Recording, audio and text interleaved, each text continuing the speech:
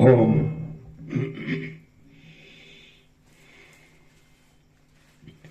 પરમ ચિદાકાશ, પરમ જ્યોતિ, અખંડ જ્યોતિ, મહાચિદાકાશ, સ્વયં પ્રકાશ, સંપૂર્ણ પ્રકાશ, પૂર્ણ બ્રહ્મ, અનંત તેજગન, અનંત ચિદગન, પરમાકાશ, કેવલ, અનંત, શુદ્ધ, તેજગન, પરમાકાશ, અખિલ આત્મા, પૂર્ણ બ્રહ્મ, પરમાત્મા, પરમ ચિદાકાશ, પરમ જ્યોતિ, અખંડ જ્યોતિ, અનંત, પૂર્ણ, પરમ ચિદાકાશ, પરમ શાંતિ, સ્વયં સિદ્ધ, સ્વયં પ્રકાશ, स्वयं पूर्ण, स्वस्वरूप, यही सब कुछ है, इसके सिवा कुछ नहीं है। शून्यभास, अनंत कोटि, महाकल्पो है ही नहीं। महाचिदाकाश, स्वयं प्रकाश, संपूर्ण प्रकाश, महाचिदाकाश ज्योति,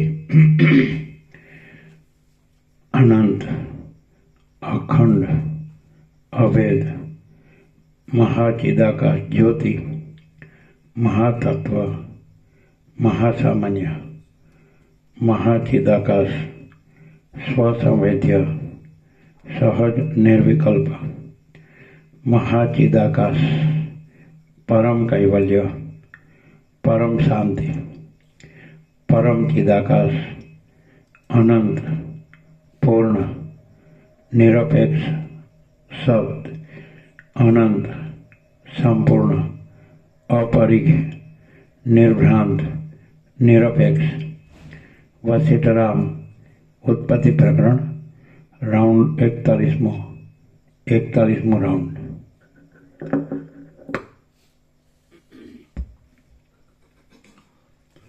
आद्य परब्रह्म सद्गुरु देव की जय। ओम श्री परमात्मने नमः। सद्ग्रंथों शिरोमणि श्री योग वासिष्ठ महारामायण उत्पत्ति प्रकरण सर्ग 75 पेज नंबर 300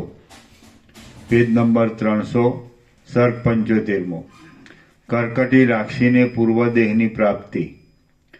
आ 75 सर्गમાં બ્રહ્મા પ્રસન્ન થયા તો પણ તે રાક્ષસી કાંઈ બોલી નહીં, તથાપિ બ્રહ્માના વરદાનથી રાક્ષસીને પૂર્વનો દેહ પ્રાપ્ત થયો એટલી વાત કહેવામાં આવશે। વશિષ્ઠ બોલ્યા, હે રામ, એ પ્રમાણે જ્ઞાન થયા પછી 1000 વર્ષે બ્રહ્મા કર્કટી રાક્ષસીની પાસે આવ્યા અને આકાશમાંથી બોલ્યા કે હે પુત્રી, તું વરદાન માગ। સૂચિ રાક્ષસીને કર્મેન્દ્રિયો ન હોવાથી જીવ માત્રથી રહેલી હતી, તેથી બ્રહ્માને કાંઈ પણ ઉત્તર દીધા વિના તે વિચારવા લાગી કે હું પૂર્ણ છું તથા સંદેહ રહિત છું, માટે વરદાનને શું કરું? હવે હું શાંતપણાથી સુખથી રહેલી છું। મેં જાણવાળી વસ્તુ માત્રને જાણી લીધી છે। મારા સંદેહનો સમૂહ શાંત થયો છે અને મને વિવેકનો વિકાસ થયો છે। હવે બીજું શું પ્રયોજન રહ્યું? જે પ્રમાણે હમણાં મારી સ્થિતિ છે તે જ પ્રમાણે રહે તો સારું। પરમાર્થરૂપ સત્યકળાનો ત્યાગ કરીને બીજા મિથ્યા અર્થ સંપાદન કરવામાં શું ફળ છે? પરમાર્થરૂપ સત્યકળાનો ત્યાગ કરીને બીજા મિથ્યા અર્થ સંપાદન કરવામાં શું ફળ છે? બાળક જે પ્રમાણે મિથ્યા સંકલ્પથી ભૂતની સાથે જોડાય છે તે પ્રમાણે આટલા કાળ સુધી હું અવિવેકની સાથે જોડાઈ હતી। હવે વિચાર કરવાથી તે અવિવેક પોતાની મેળે જ શાંત થયો છે માટે મને જેની ઈચ્છા નથી તેવી વસ્તુ મળવાથી શો લાભ છે? એવા નિશ્ચયવાળી, કર્મેન્દ્રિયોથી રહિત અને મૌન રહેલી તે તાપસી રાક્ષસીને જોઈને બ્રહ્મા ઊભા રહ્યા. સંસારના રાગથી રહિત તે પ્રસન્ન બુદ્ધિવાળી રાક્ષસીને બ્રહ્માએ ફરીથી કહ્યું કે હે પુત્રી, તું વરદાન માગ. તું ભૂતળમાં કેટલાય કાળ સુધી ભોગ ભોગવ્યા પછી પરમપદને પામીશ એવો નિયંતાનો નિશ્ચય છે. તે નિયતિને મટાડવાને અમે પણ સમર્થ નથી. આવા તપને લીધે તારા મનનો મનોરથ સંપૂર્ણ થાવ. હે ઉત્તમા, તારા શરીરની પાછી અભિવૃદ્ધિ થાવ. તું ફરી હિમાલયના વનમાં રાક્ષસી થા. હે પુત્રી, બીજની અંદર રહેલા વૃક્ષપણાને જેમ બહારના મોટા વૃક્ષોનો વિયોગ થાય છે, તેમ સૂક્ષ્મ એવી તને મેઘના જેવા તારા પૂર્વના શરીરનો જે વિયોગ થયો છે તે શરીરનો તને પાછો સંયોગ થશે. જેમ અંકુરમાં લતા રહે છે અને તે જલ સિંચનથી લતા રૂપે થાય છે, તેમ તારા આ સ્વયરૂપી સૂક્ષ્મ બીજમાં તારું તે પૂર્વ શરીર રહે છે અને એ તને પાછું મળશે. જાણવાની વસ્તુનું તને જ્ઞાન થયું છે. જેમ અંકુરમાં લતા રહે છે અને તે જળ સિંચનથી લતા રૂપે થાય છે, તેમ તારા આ સ્વયરૂપી સૂક્ષ્મ બીજમાં તારા આ સ્વયરૂપી સૂક્ષ્મ બીજમાં તારું તે પૂર્વ શરીર રહે છે અને એ તને પાછું મળશે. જાણવાની વસ્તુનું તને જ્ઞાન થયું છે અને તારું અંતઃકરણ શુદ્ધ છે. તેથી શરદ ઋતુની મેઘમાળાની જેમ તું લોકોને પીડા કરીશ નહીં. નિરંતર ધ્યાનમાં તારી પ્રીતિ રહેશે. જો કે ધ્યાન અને ધારણામાંથી તારી સંસારમાં બુદ્ધિ થશે તો પણ સર્વત્ર તને આત્મ સ્વરૂપની દ્રષ્ટિ રહેશે. તું વ્યવહાર દ્રષ્ટિથી ધારણા અને ધ્યાનના આધારભૂત રહીશ અને વાયુના સ્વભાવથી તું શરીરને ચેષ્ટાયુક્ત કરીશ. હે પુત્રી, તે સમયમાં તું પોતાના જાતિ સ્વભાવને ઉચિત અશાસ્ત્રીય હિંસાની વિરોધીની થઈશ અને ક્ષુધાની શાંતિ કરવા સારું ન્યાયથી લોકોની હિંસા કરીશ. લોકમાં તું ન્યાયવૃત્તિથી અન્યાયનો બાદ કરીશ અને જીવન મુક્તપણાથી વિવેકનું પાલન કરીશ. એ પ્રમાણે ગગનતલમાંથી વરદાન આપીને બ્રહ્મા ત્યાંથી ચાલ્યા ગયા. ત્યાર પછી રાક્ષસીએ વિચાર કર્યો કે બ્રહ્માના કહેવા પ્રમાણે થવામાં મારે કાંઈ વિરોધ નથી, માટે બ્રહ્માના વરદાનનું શા માટે નિવારણ કરવું? એવો વિચાર કરીને તે રાક્ષસી પૂર્વના શરીરના આકાર જેવી થવા લાગી. તેનું સૂચિ સ્વરૂપ હતું, તેમાંથી તે પ્રથમ પ્રાદેશ, અંગૂઠો અને તર્જની વચ્ચેનું અંતર જેવડી થઈ. પછી તે હાથ જેવડી થઈ. પછી તે એક વામ જેવડી થઈ. પછી તે વૃક્ષની શાખા જેવડી થઈ અને પછી તે અભ્રમાળા જેવડી થઈ. અંકુરમાંથી વૃક્ષની ઉત્પત્તિ થાય તેમ એક પલકારામાં તે સુંદર મોટા અવયવવાળી રાક્ષસી થઈને શોભવા લાગી. આમ તે સંકલ્પરૂપી વૃક્ષની કલિકાના અંકુરના નામથી વિકાસ પામી. એ પ્રમાણે સંકલ્પિત દ્રુમમાં અને વનમાં જેવી રીતે ક્રમપૂર્વક પુષ્પની ઉત્પત્તિ થાય છે, તેવી રીતે પૂર્વે બીજરૂપી અદ્રશ્ય રહેલા તેના અવિકળ શક્તિવાળા ગાત્રો પાછા દેહમાંથી ઉત્પન્ન થયા. તેમજ તેની ઇન્દ્રિયો તથા તેના સ્થાનકો પણ ઉત્પન્ન થયા. શ્રી યોગ વાસિષ્ઠ મહારામાયણમાં ઉત્પત્તિ પ્રકરણનો સૂચિ શરીર લાભ નામનો સર્ગ 75મો સમાપ્ત. સર્ગ 76મો. કર્કટીનું તપથી નિવૃત્ત થવું અને ભીલના દેશમાં જવું. 301. આ 76મા સર્ગમાં કર્કટી રાક્ષસીને પાછો પૂર્વનો દેહ મળ્યો.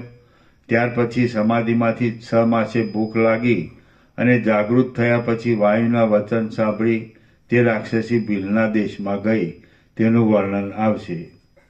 વશિષ્ઠ બોલ્યા, હે રામ, વર્ષા ઋતુની મેઘલેખા જેમ સૂક્ષ્મમાંથી સ્થૂળ થાય છે, તેમ તે સૂચિ રાક્ષસી સૂક્ષ્મમાંથી સ્થૂળ થઈ.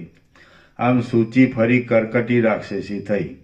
ત્યાર પછી આત્મભૂત બ્રહ્માકાશનું ધ્યાન ધરવાથી તેને આનંદ થયો અને બોધ થવાથી તેણે જેમ સર્પ કાંચરીનો ત્યાગ કરે તેમ રાક્ષસ ભાવનો ત્યાગ કર્યો.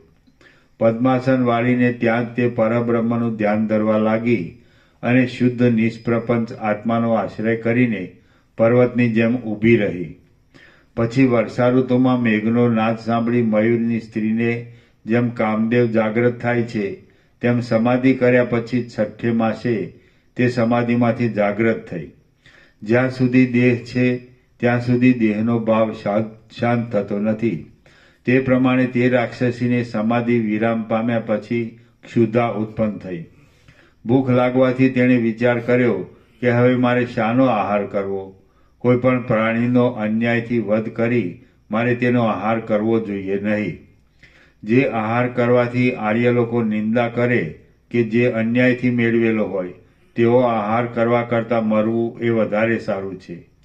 ન્યાયથી મેળવેલો આહાર કર્યા વિના કદાપી મારા દેહનો ત્યાગ થાય તો તેમાં કાંઈ પણ અન્યાય નથી. પણ અન્યાયથી મેળવેલ અર્થનો ઉપભોગ કરવાથી તે અર્થ ઝેરની પેટે અનર્થરૂપ થઈ પડે છે.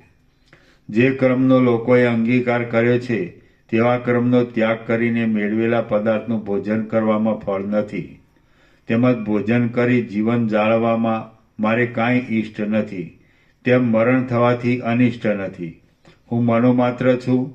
દેહાદિ માત્ર ભ્રમથી ભૂષણરૂપ છે અને તે ભ્રમ પણ જ્ઞાનથી નાશ પામે છે. માટે જીવન મરણ છે જ નહીં. વશિષ્ઠ બોલ્યા. એ પ્રમાણે વિચાર કરીને તે રાક્ષસી મૌન રહી. પોતે રાક્ષસી હોવા છતાં તેણે રાક્ષસી સ્વભાવનો ત્યાગ કર્યો. તેથી વાયુદેવે પ્રસન્ન થઈને તેને કહ્યું કે હે કર્કટી, તું જા, અજ્ઞાની લોકોને તું જ્ઞાનનો ઉપદેશ કર. કારણ કે અજ્ઞાનીને બોધ આપવો એ જ મહાત્માનો સ્વભાવ છે. તારો ઉપદેશ સાંભળવા છતાં પણ જેને જ્ઞાનનો ઉદય ન થાય તેનો તારે નાશ કરવો. એથી તારી ક્ષુધાની શાંતિ થશે અને અન્યાય પણ ગણાશે નહીં. કારણ કે બોધ આપવા છતાં પણ જેને બોધ થાય નહીં તેઓ પોતાની મેળે જ નષ્ટ થાય છે. એ પ્રમાણે વાયુના વચન સાંભળીને તમે મારા ઉપર મોટો અનુગ્રહ કર્યો એમ કહીને તે પર્વતના શિખર ઉપરથી ઊભી થઈ અને ત્યાંથી ક્રમપૂર્વક નીચે ઉતરી. પર્વતની ઉપલી ભૂમિ વટાવી તે પાસેના તટમાં આવી અને પછી તેણે પર્વતની સમીપમાં રહેલા ભીલના દેશમાં પ્રવેશ કર્યો. તે દેશમાં અન્ન, પશુ, લોક, દ્રવ્ય, કોમળ ઘાસ, ઔષધ, માંસ, મૂળ, પાન, મૃગ, કીટ તથા પક્ષી વગેરે ઘણા હતા. કાજળથી લીંપાયેલી પર્વતની કાંતિ જેવી તે રાક્ષસીએ રાતે ઘોર અંધારાવાળા માર્ગે હિમાલયની સમીપ રહેલા તે દેશ તરફ પ્રયાણ કર્યું. શ્રી યોગવાસિષ્ઠ મહારામાયણમાં ઉત્પત્તિ પ્રકરણનો અન્યાય બાધિક નામનો સર્ગ 76મો સમાપ્ત. સર્ગ 77મો. રાત્રિનું વર્ણન, ભીલના રાજા તથા પ્રધાનનું દર્શન. આ 77મા સર્ગમાં પ્રથમ રાત્રિનું વર્ણન છે. ત્યાર પછી ભીલના રાજા તથા કારભારીને જોઈને તેમની પરીક્ષા કરવા સારું કર્કટી રાક્ષસીને તેમને પ્રશ્ન કરવાની ઈચ્છા થઈ તેનું વર્ણન છે. વશિષ્ઠ બોલ્યા. હે રામ, તે રાક્ષસી ભીલોના દેશમાં આવી તે સમયે રાત્રિ પડી હતી. તે રાત્રિમાં અંધકારના પિંડ જાણે હાથમાં આવતા હોય એમ જણાતું હતું. ત્યારે કાળો મેઘ રાત્રિના વસ્ત્ર રૂપે રહ્યો હતો. આકાશ ચંદ્રથી રહિત હતું. કાળા તમાલના વનથી રાત્રિ અતિ પુષ્ટ તથા ઘાટી લાગતી હતી અને નેત્રમાં આજેલું કાજળ વધારે શ્યામ જણાતું હતું. લતાની ગટાઓને લીધે નક્ષત્રનો પ્રકાશ દેખાતો ન હતો અને અંધારામાં લોકોની ગતિ મંદ થઈ હતી. ઘર અને ચૌટાથી ભરેલા નગરમાં નવ યવનાઓ રહેલી હતી. ચૌટાઓ પર દીવા વાયુથી વાંકા થયેલા હતા. તેથી અંધકારની વૃદ્ધિ જણાતી હતી. ઘરના જાળિયામાંથી બહાર નીકળતો દીવાનો પ્રકાશ શોભતો હતો. રાત્રિમાં નૃત્ય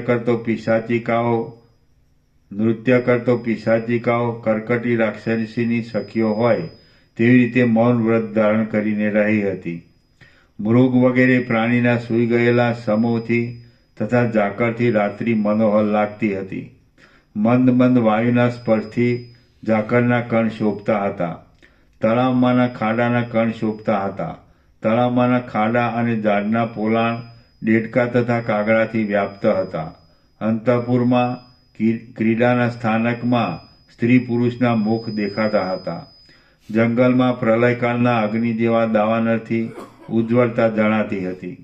ઝાડના ક્યારામાં પાણી પડવાથી પાકી ગયેલા શાહુડીના પીછા મળતા હતા. આકાશમાંના નક્ષત્રો તેલના પલકની જેમ પ્રકાશતા હતા. આકાશમાંના નક્ષત્રો નેત્રના પલકની જેમ પ્રકાશતા હતા. વનમાં પ્રસરેલા વાયુ વડે ઝાડ પરથી ફળ તથા પુષ્પ નીચે પડતા હતા. ઝાડના પોલાણમાંથી નીકળતા ઘુવડના શબ્દ સાંભળીને કાગડાના શબ્દ બંધ પડી ગયા હતા. ચોરથી પીડાતા પાસેના ગામના લોકોના શબ્દોનું કઠોરપણું સંભળાતું હતું. ઘાટી જાડીમાં કોઈ પણ શબ્દ સંભળાતા નહોતા. નગરના માણસો નગરમાં સૂઈ રહેલા હતા અને વનમાં પવન ફૂંકાતો હતો. માળામાં પક્ષીઓ હાલતા નહોતા. ગુફામાં સિંહ સૂઈ રહ્યા હતા. કુંજમાં કાળિયાર મૃગોએ વિશ્રાંતિ લીધી હતી. આકાશમાં ઝાકળના કણ ચળકતા હતા. કાચના પર્વતની પેઠે કાજલના મેઘના મધ્યભાગ જેવી કાંતિ જણાતી હતી. તે રાત્રિ માટીના પિંડાના મધ્યભાગ જેવી ઘાટી હતી અને તલવારની ધારે કપાય તેવી તે ગાઢ અંધારી હતી. પ્રલયના વાયુથી ક્ષોભ પામેલા કાજલના પર્વત જેવી તે ચંચળ હતી. એક સમુદ્રમાં જાણે મોટો ગારો હોય તથા પર્વતનો જાણે મધ્ય ભાગ હોય એવી તે રાત્રિ ઘાટી જણાતી હતી. બળી ગયેલા લાકડાના પોલાણ જેવી તે રાત્રિ અત્યંત કાળી હતી. ગાઢ અજ્ઞાન જેવી સુંદર હતી. મૂળ અજ્ઞાની જેવી ગાઢ હતી અને ભમરાની પાંખ જેવી તેની ગતિ હતી, કાંતિ હતી. ભીલના દેશમાં ઉપર પ્રમાણે ભયંકર રાત્રિમાં નગરના બધા માણસો સૂઈ રહ્યા છે. તે સમયે ધીરજવાળો તે દેશનો વિક્રમ નામનો રાજા તથા તેનો કારભારી એ બંને જણ વીરચર્યાથી ચોર લોકોનો વધ કરવા માટે શહેરમાંથી બહાર નીકળ્યા. એ પ્રમાણે ધીરજ તથા અસ્ત્રને ધારણ કરનાર તથા ગામની બહાર ગામના દૈવતરૂપ વેતાલને જોવાને તત્પર થયેલા અને તે સ્થળે ફરતા રાજા તથા કારભારીને કર્કટી રાક્ષસીએ જોયા. એ બંનેને જોઈને રાક્ષસીએ વિચાર કર્યો કે અહો, મને ભક્ષ્ય મળ્યું. એ બંને મૂઢ તથા આત્મજ્ઞાન ન હોવાથી તેમનો દેહ પૃથ્વીને માત્ર ભારરૂપ છે. મૂઢ માણસ આ લોકમાં તથા પરલોકમાં નાશ થવા સારું જીવે છે. માટે યત્નથી એમનો નાશ કરવો, કારણ કે અનર્થનું પાલન કરવું નહીં. જેને આત્માનું જ્ઞાન નથી તેવા મૂઢ માણસનું મરણ જીવિતથી વધારે સારું છે. કારણ કે મરણ થવાથી પાપ એકઠું થતું નથી અને તેથી તેનો ઉદય થાય છે. હિંસા કરનાર પ્રાણીના ભોજન માટે મૂઢ આત્માવાળા છે, પરંતુ આત્મજ્ઞાની નથી. એવો સૃષ્ટિનો આદિથી બ્રહ્માએ નિયમ કર્યો છે. એટલા માટે મારા ભોજ્યપણાને પામેલા આ બંનેનું આજે મારે ભોજન કરવું. નિર્દોષપણાથી પ્રાપ્ત થયેલા પદાર્થની જે ઉપેક્ષા કરે છે તે માણસને દુર્ભાગ્યવાળો સમજવો. કદાપી આ બંને માણસ ગુણવાન તથા મોટા મનવાળા હોય તો તેમનો મારે નાશ કરવો નહીં. માટે હું એ બંનેની પરીક્ષા કરીશ અને જો તેઓ ગુણવાન હશે તો તેમનું ભોજન કરીશ નહીં. કારણ કે ગુણવાનની કોઈ દિવસ હિંસા કરવી નહીં. જે માણસને અકૃત્રિમ સુખની, કીર્તિની તથા આયુષ્યની ઈચ્છા હોય તે માણસે સર્વને પ્રિય એવા દાનથી ગુણવાન માણસની પૂજા કરવી.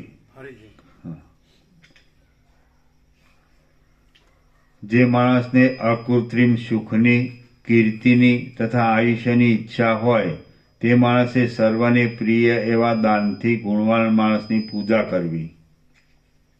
કદાપી દેહનો નાશ થશે તો પણ હું ગુણીનું ભોજન કરીશ નહીં.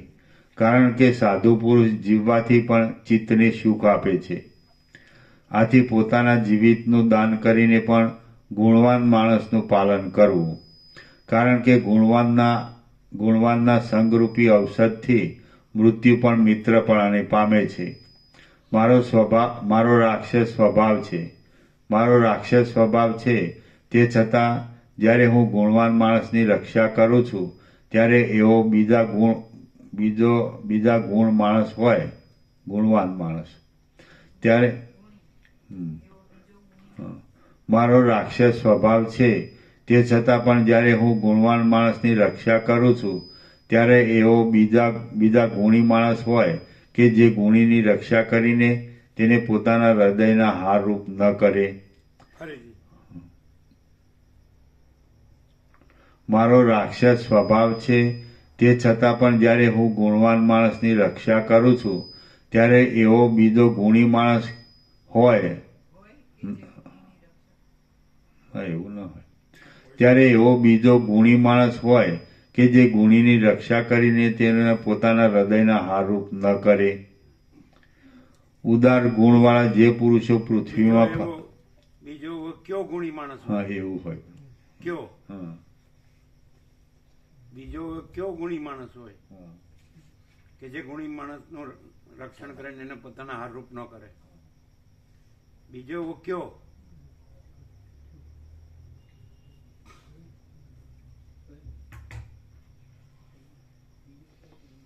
મારો રાક્ષસ સ્વભાવ છે, તે છતાં પણ જ્યારે હું ગુણવાન માણસની રક્ષા કરું છું ત્યારે એવો બીજો કયો ગુણી માણસ હોય કે જે ગુણીની રક્ષા કરીને તેને પોતાના હૃદયના હારરૂપ ન કરે. ઉદાર ગુણવાળા જે પુરુષો પૃથ્વીમાં ફર્યા કરે છે તેઓ ચંદ્રમાની પેઠે લોકોને શીતળ કરે છે. ગુણવાન માણસનો તિરસ્કાર કરવો એ જ મરણ છે અને ગુણવાનનો આશ્રય કરવો એ જ જીવિત છે. ગુણવાન માણસનો તિરસ્કાર કરવો એ જ મરણ છે અને ગુણવાનનો આશ્રય કરવો એ જ જીવિત છે. ગુણવાનના આશ્રયરૂપી જીવિતથી જ સ્વર્ગ તથા અપવર્ગ એટલે મોક્ષ પ્રાપ્ત થાય છે. આથી કેટલાક પ્રશ્નોની લીલાથી આ બંનેની પરીક્ષા કરીશ એટલે તેમનું કેટલું જ્ઞાન છે તેની મને ખબર પડશે. પ્રાણી ગુણવાન છે કે ગુણ રહિત છે તેનો પ્રથમ વિચાર કરવો, પછી પોતાનાથી અધિક ગુણવાનનો વિચાર કરવો. હવે હીન ગુણવાળાને યોગ્ય શિક્ષા કરવી અને અધિક ગુણવાળાને શિક્ષા ન કરવી. શ્રી યોગ વાસિષ્ઠ મહારામાયણમાં ઉત્પત્તિ પ્રકરણનો રાક્ષસી વિચાર નામનો સર્ગ 77મો સમાપ્ત. સર્ગ 78મો. રાજા તથા મંત્રીની સાથે રાક્ષસીનો સંવાદ. આ 78મા સર્ગમાં રાક્ષસીના ભયંકર વચનથી નિર્ભય રહેલા રાજાએ તે રાક્ષસીને પોતાનું સ્વરૂપ દેખાડ્યું. આ 78મા સર્ગમાં રાક્ષસીના ભયંકર વચનથી નિર્ભય રહેલા રાજાને તે રાક્ષસીએ પોતાનું સ્વરૂપ દેખાડ્યું તથા કારભારીના અનુનયથી રાક્ષસીએ પ્રશ્ન પૂછવાનો આરંભ કર્યો તેનું વર્ણન આવશે. વશિષ્ઠ બોલ્યા, હવે રાક્ષસ કુલરૂપી વનની મંજરી સમાન તે રાક્ષસીએ જાણે અભ્રલેખાની જેમ અંધકારમાં ગંભીર નાદ કર્યો. જેમ મેઘની ગર્જના થયા પછી કરા તથા વજ્ર પડે તેમ નાદ કર્યા પછી તે રાક્ષસીએ અકઠોરપણાથી તથા કારભારીને આ પ્રમાણે પૂછ્યું કે અરે રે પ્રઘોર જંગલરૂપી આકાશની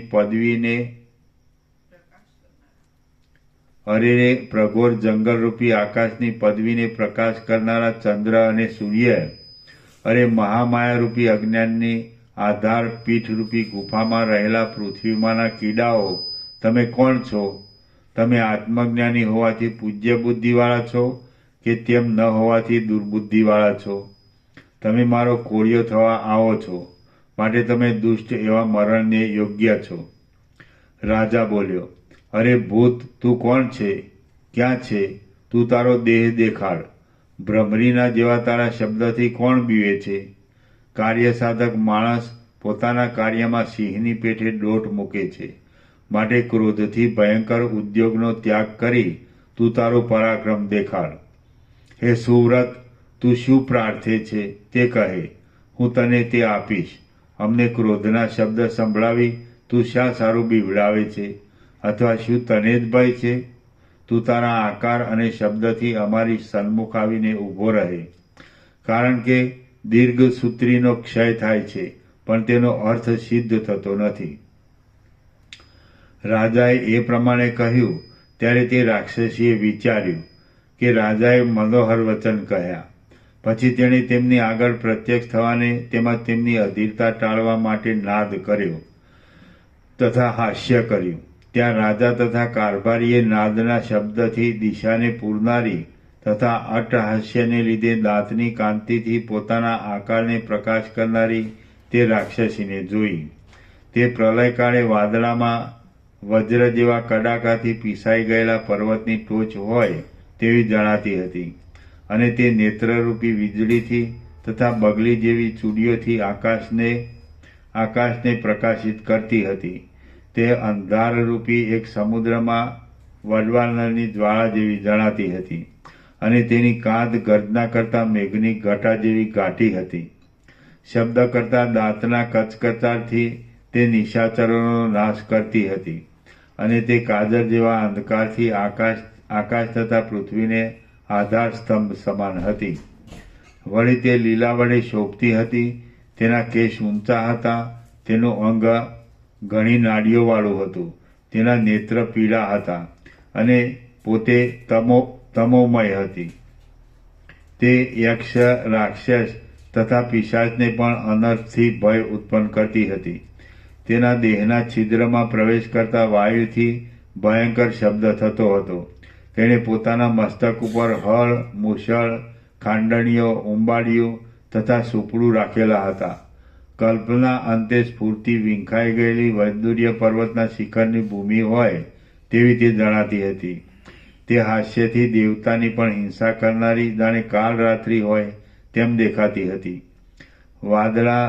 વાદળાવાળી શરદ ઋતુની આકાશ ટવી વન જાણે દેહ ધરીને આવી હોય, અને ઘણા વાદળાથી યુક્ત અને પુષ્ટ શરીરવાળી જાણે રાત્રિ હોય એવી તે જણાતી હતી. શરીરની સ્થૂળતાથી જાણે પૃથ્વીની પીઠ ઉઠી હોય, તથા ચંદ્ર અને સૂર્યની સાથે યુદ્ધ કરવા માટે જાણે રાહુએ તેના દેહનો આશ્રય લીધો હોય એવી તે રાક્ષસી જણાતી હતી. તેના સ્તન ઇન્દ્રનીલમણીના જેવા મહાતેજસ્વી લાંબા વાદળા જેવા હતા. તે શ્યામ હતા, અને તેમના ઉપર તેણે ખાંડણીયા આદિના હાર સમૂહો સજ્યા હતા. તેનું શરીર બળેલા લાકડા જેવું હતું, અને તેના ઉપર એક કાષ્ઠના ચિહ્નો હતા. ઝાડની કાંતિ જેવા હલનચલન રહિત તથા નાડીઓ સહિત મોટા તેના હાથ હતા. આવા આકારવાળી તે રાક્ષસીને જોઈને રાજા તથા કારભારી ક્ષોભ પામ્યા વિના ઊભા રહ્યા. કારણ કે સત્ય તથા અસત્યના વિવેકથી શોભતા માણસને કોઈ પણ પદાર્થથી મોહ ઉત્પન્ન થતો નથી. કારણ કે સત્ય તથા અસત્યના વિવેકથી શોભતા માણસને કોઈ પણ પદાર્થથી મોહ ઉત્પન્ન થતો નથી. કારણ કે સત્ય તથા અસત્યના વિવેકથી શોભતા માણસને કોઈ પણ પદાર્થથી મોહ ઉત્પન્ન થતો નથી.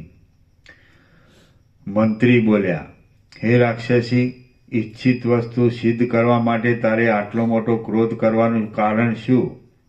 હલકો માણસ થોડા કામમાં પણ ઘણો ક્રોધ કરે છે. તું ક્રોધનો ત્યાગ કર. આવો ક્રોધ કરવો તને શોભતો નથી. કારણ કે બુદ્ધિમાન માણસ પોતાનો સ્વાર્થ સિદ્ધ કરવામાં યુક્તિથી જ વર્તે છે. હે અબળા, પવન જેવી રીતે ખડ તથા પાંદડાને ઉડાડી મૂકે છે, તેવી રીતે તારા જેવા હજારો મગતરાને અમે ધીરજરૂપી વાયુથી ઉડાડી મૂક્યા છે. ડાહ્યા માણસો ક્રોધનો ત્યાગ કરે છે, અને સમાન તથા સ્વચ્છ બુદ્ધિથી તેમજ વ્યવહારની યોગ્ય યુક્તિથી પોતાનો સ્વાર્થ સિદ્ધ કરે છે. પોતાના યોગ્ય વ્યવહારની યુક્તિથી કાર્ય સિદ્ધ થાય કે ન થાય, તો પણ યોગ્ય માર્ગનો ત્યાગ ન કરવો એવી નિયતિ છે. તો પછી કાર્ય સિદ્ધ થવાનો નિશ્ચય હોય ત્યારે ક્રોધને અવસર જ કેમ હોય? માટે હે અર્થિની કહે, તારી શી ઇષ્ટ ઈચ્છા છે? યાચના કરવા આવેલો કોઈ પણ માણસ પોતાની કોઈ પણ ઈચ્છા પૂરી કર્યા વિના સ્વપ્નમાં પણ અમારી પાસેથી પાછો ગયો નથી. મંત્રીએ તેને આ પ્રમાણે કહ્યું એટલે એ રાક્ષસીએ વિચાર કર્યો કે અહો, પુરુષમાં સિંહ સમાન આ બંનેનું ધૈર્ય અને બુદ્ધિબળ કેવા શુદ્ધ છે. આ બંને સામાન્ય મનુષ્ય હોય એમ હું માનતી નથી. આ ચમત્કૃતિ વિચિત્ર છે કે તેમના વચન, મુખ તથા નેત્રથી તેમના અંતઃકરણનો નિશ્ચય જણાય છે. જે પ્રમાણે જળ ભેગું થવાથી એકતા એમના મુખ તેમના વચન, મુખ તથા નેત્રથી તેમના અંતઃકરણનો નિશ્ચય જણાય છે. તેમના વચન, મુખ તથા નેત્રથી તેમના અંતઃકરણનો નિશ્ચય જણાય છે. જે પ્રમાણે જળ ભેગું થવાથી એકતા પામે છે તે પ્રમાણે બુદ્ધિમાનનો આશય તેના વચન, મુખ તથા નેત્રથી એકતાને પામે છે. આ બંનેએ ઘણું કરીને મારા મનનો અભિપ્રાય જાણ્યો છે અને મેં તેમનો અભિપ્રાય જાણ્યો છે. માટે આ બંને પોતાની મેળે જ અવિનાશી છે અને મારે તેમનો નાશ કરવો નહીં. આ બંને આત્મજ્ઞાની છે એમ હું ધારું છું, કારણ કે જીવન મરણનો ભ્રમ મટાડનાર આત્મજ્ઞાન વિના આવી બુદ્ધિ હોય નહીં. કારણ કે જીવન મરણનો ભ્રમ મટાડનાર આત્મજ્ઞાન વિના આવી બુદ્ધિ હોય નહીં. એમને આવી બુદ્ધિ છે તેથી તેઓ અભયરૂપ અને અમૃતરૂપ છે. એમને આવી બુદ્ધિ છે તેથી તેઓ અભયરૂપ અને અમૃતરૂપ છે. લાવ ત્યારે મારા મનમાં જે કાંઈ સંદેહ થયો છે તે હું એમને પૂછું. જે મનુષ્ય વિદ્વાન માણસ મળ્યા છતાં તેને પોતાના સંદેહ વિશે પૂછતો નથી તેને અધમ સમજવો. જે મનુષ્ય વિદ્વાન માણસ મળ્યા છતાં તેને પોતાના સંદેહ વિશે પૂછતો નથી તેને અધમ સમજવો. આ પ્રમાણે વિચાર કરીને તે પ્રશ્ન પૂછવાને અવસર જોવા લાગી. પછી કલ્પના અંત સમયના મેઘના શબ્દ જેવા પોતાના હાસ્યને રોકીને તે રાક્ષસીએ આ પ્રમાણે પૂછ્યું, હે નિષ્પાપ, હે ધીરજવાળા, તમે બંને કોણ છો તે કહો. નિર્મળ ચિત્તવાળા માણસના દર્શન કરવાથી જ તેની સાથે મિત્રતા થાય છે. નિર્મળ ચિત્તવાળા માણસના દર્શન કરવાથી જ તેની સાથે મિત્રતા થાય છે. મંત્રી બોલ્યો, આ કિરાત દેશના રાજા છે અને હું તેમનો મંત્રી છું અને અમે આ રાત્રિચર્યાથી તારા જેવા દુષ્ટનો નાશ કરવા તત્પર થયા છીએ. રાત્રિ દિવસ દુષ્ટની શિક્ષા કરવી એ જ રાજાનો ધર્મ છે. જેમ માણસ પોતાના ધર્મનો ત્યાગ કરે છે તે માણસ વિનાશરૂપી અગ્નિના કાષ્ઠરૂપ બને છે. જે માણસ પોતાના ધર્મનો ત્યાગ કરે છે તે માણસ વિનાશરૂપી અગ્નિના કાષ્ઠરૂપ બને છે. રાક્ષસી બોલી, હે રાજન, તમારો કારભારી દુષ્ટ છે. જેનો કારભારી દુષ્ટ હોય તે રાજા ન કહેવાય. સારો રાજા હોય તેને જ સારો કારભારી હોય છે અને સારો કારભારી જેને હોય તે જ રાજા છે. સારા કારભારીએ પોતાના રાજાને વિવેકમાં જોડવો. એ વિવેકથી શ્રેષ્ઠપણાને પમાય છે અને જેવો રાજા તેવી પ્રજા હોય છે.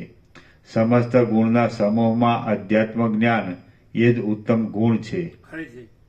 સમસ્ત ગુણના સમૂહમાં અધ્યાત્મ જ્ઞાન એ જ ઉત્તમ ગુણ છે અને જેનામાં એવા ગુણ હોય તે જ રાજા ગણાય છે. સમસ્ત ગુણના સમૂહમાં અધ્યાત્મ જ્ઞાન એ જ ઉત્તમ ગુણ છે. સમસ્ત ગુણના સમૂહમાં અધ્યાત્મ જ્ઞાન એ જ ઉત્તમ ગુણ છે અને જેનામાં એવા ગુણ હોય તે જ રાજા ગણાય છે. તેવા ગુણની સાથે જેનામાં વિચારના રહસ્ય જાણવાના ગુણ હોય તેવા ગુણની સાથે જેનામાં વિચારના રહસ્ય જાણવાના ગુણ હોય તે જ કારભારી ગણાય.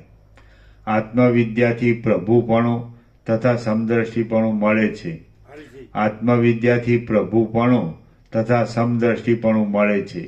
માટે જેને આત્મવિદ્યાનું જ્ઞાન નથી તે કારભારી પણ ન ગણાય તેમ રાજા પણ ન ગણાય. માટે જેને આત્મવિદ્યાનું જ્ઞાન નથી તે કારભારી પણ ન ગણાય તેમ રાજા પણ ન ગણાય. જો તમને બંનેને આત્મવિદ્યાનું જ્ઞાન હોય તો તમારું કલ્યાણ છે, પણ જો તેમ ન હોય તો તમે તો પ્રજાને અનર્થ કરનાર છો. માટે હું તમારું ભક્ષણ કરીશ. હું તમને બંનેને કેટલાક પ્રશ્ન પૂછું છું, તેનો તમે મને બુદ્ધિથી વિચાર કરીને ઉત્તર આપશો તો જેમ મા બાપની બાળક ઉપર પ્રીતિ થાય તેમ તમે મારા પ્રીતિપાત્ર થશો. હે રાજા, તમે કે તમારો મંત્રી મારા આ પ્રશ્નોનો ઉત્તર આપો. મને એ ઉત્તર સાંભળવાની અત્યંત ઈચ્છા છે. તમે તે ઈચ્છા પૂરી કરો. આ લોકમાં એવો કોણ પુરુષ છે કે તે કહેલા પદાર્થને આપીને ક્ષયકારી દોષને ન પામે? શ્રી યોગ વાસિષ્ઠ મહારામાયણમાં આ લોકમાં એવો કોણ પુરુષ છે તે કહેલા પદાર્થને આપીને ક્ષયકારી દોષને ન પામે?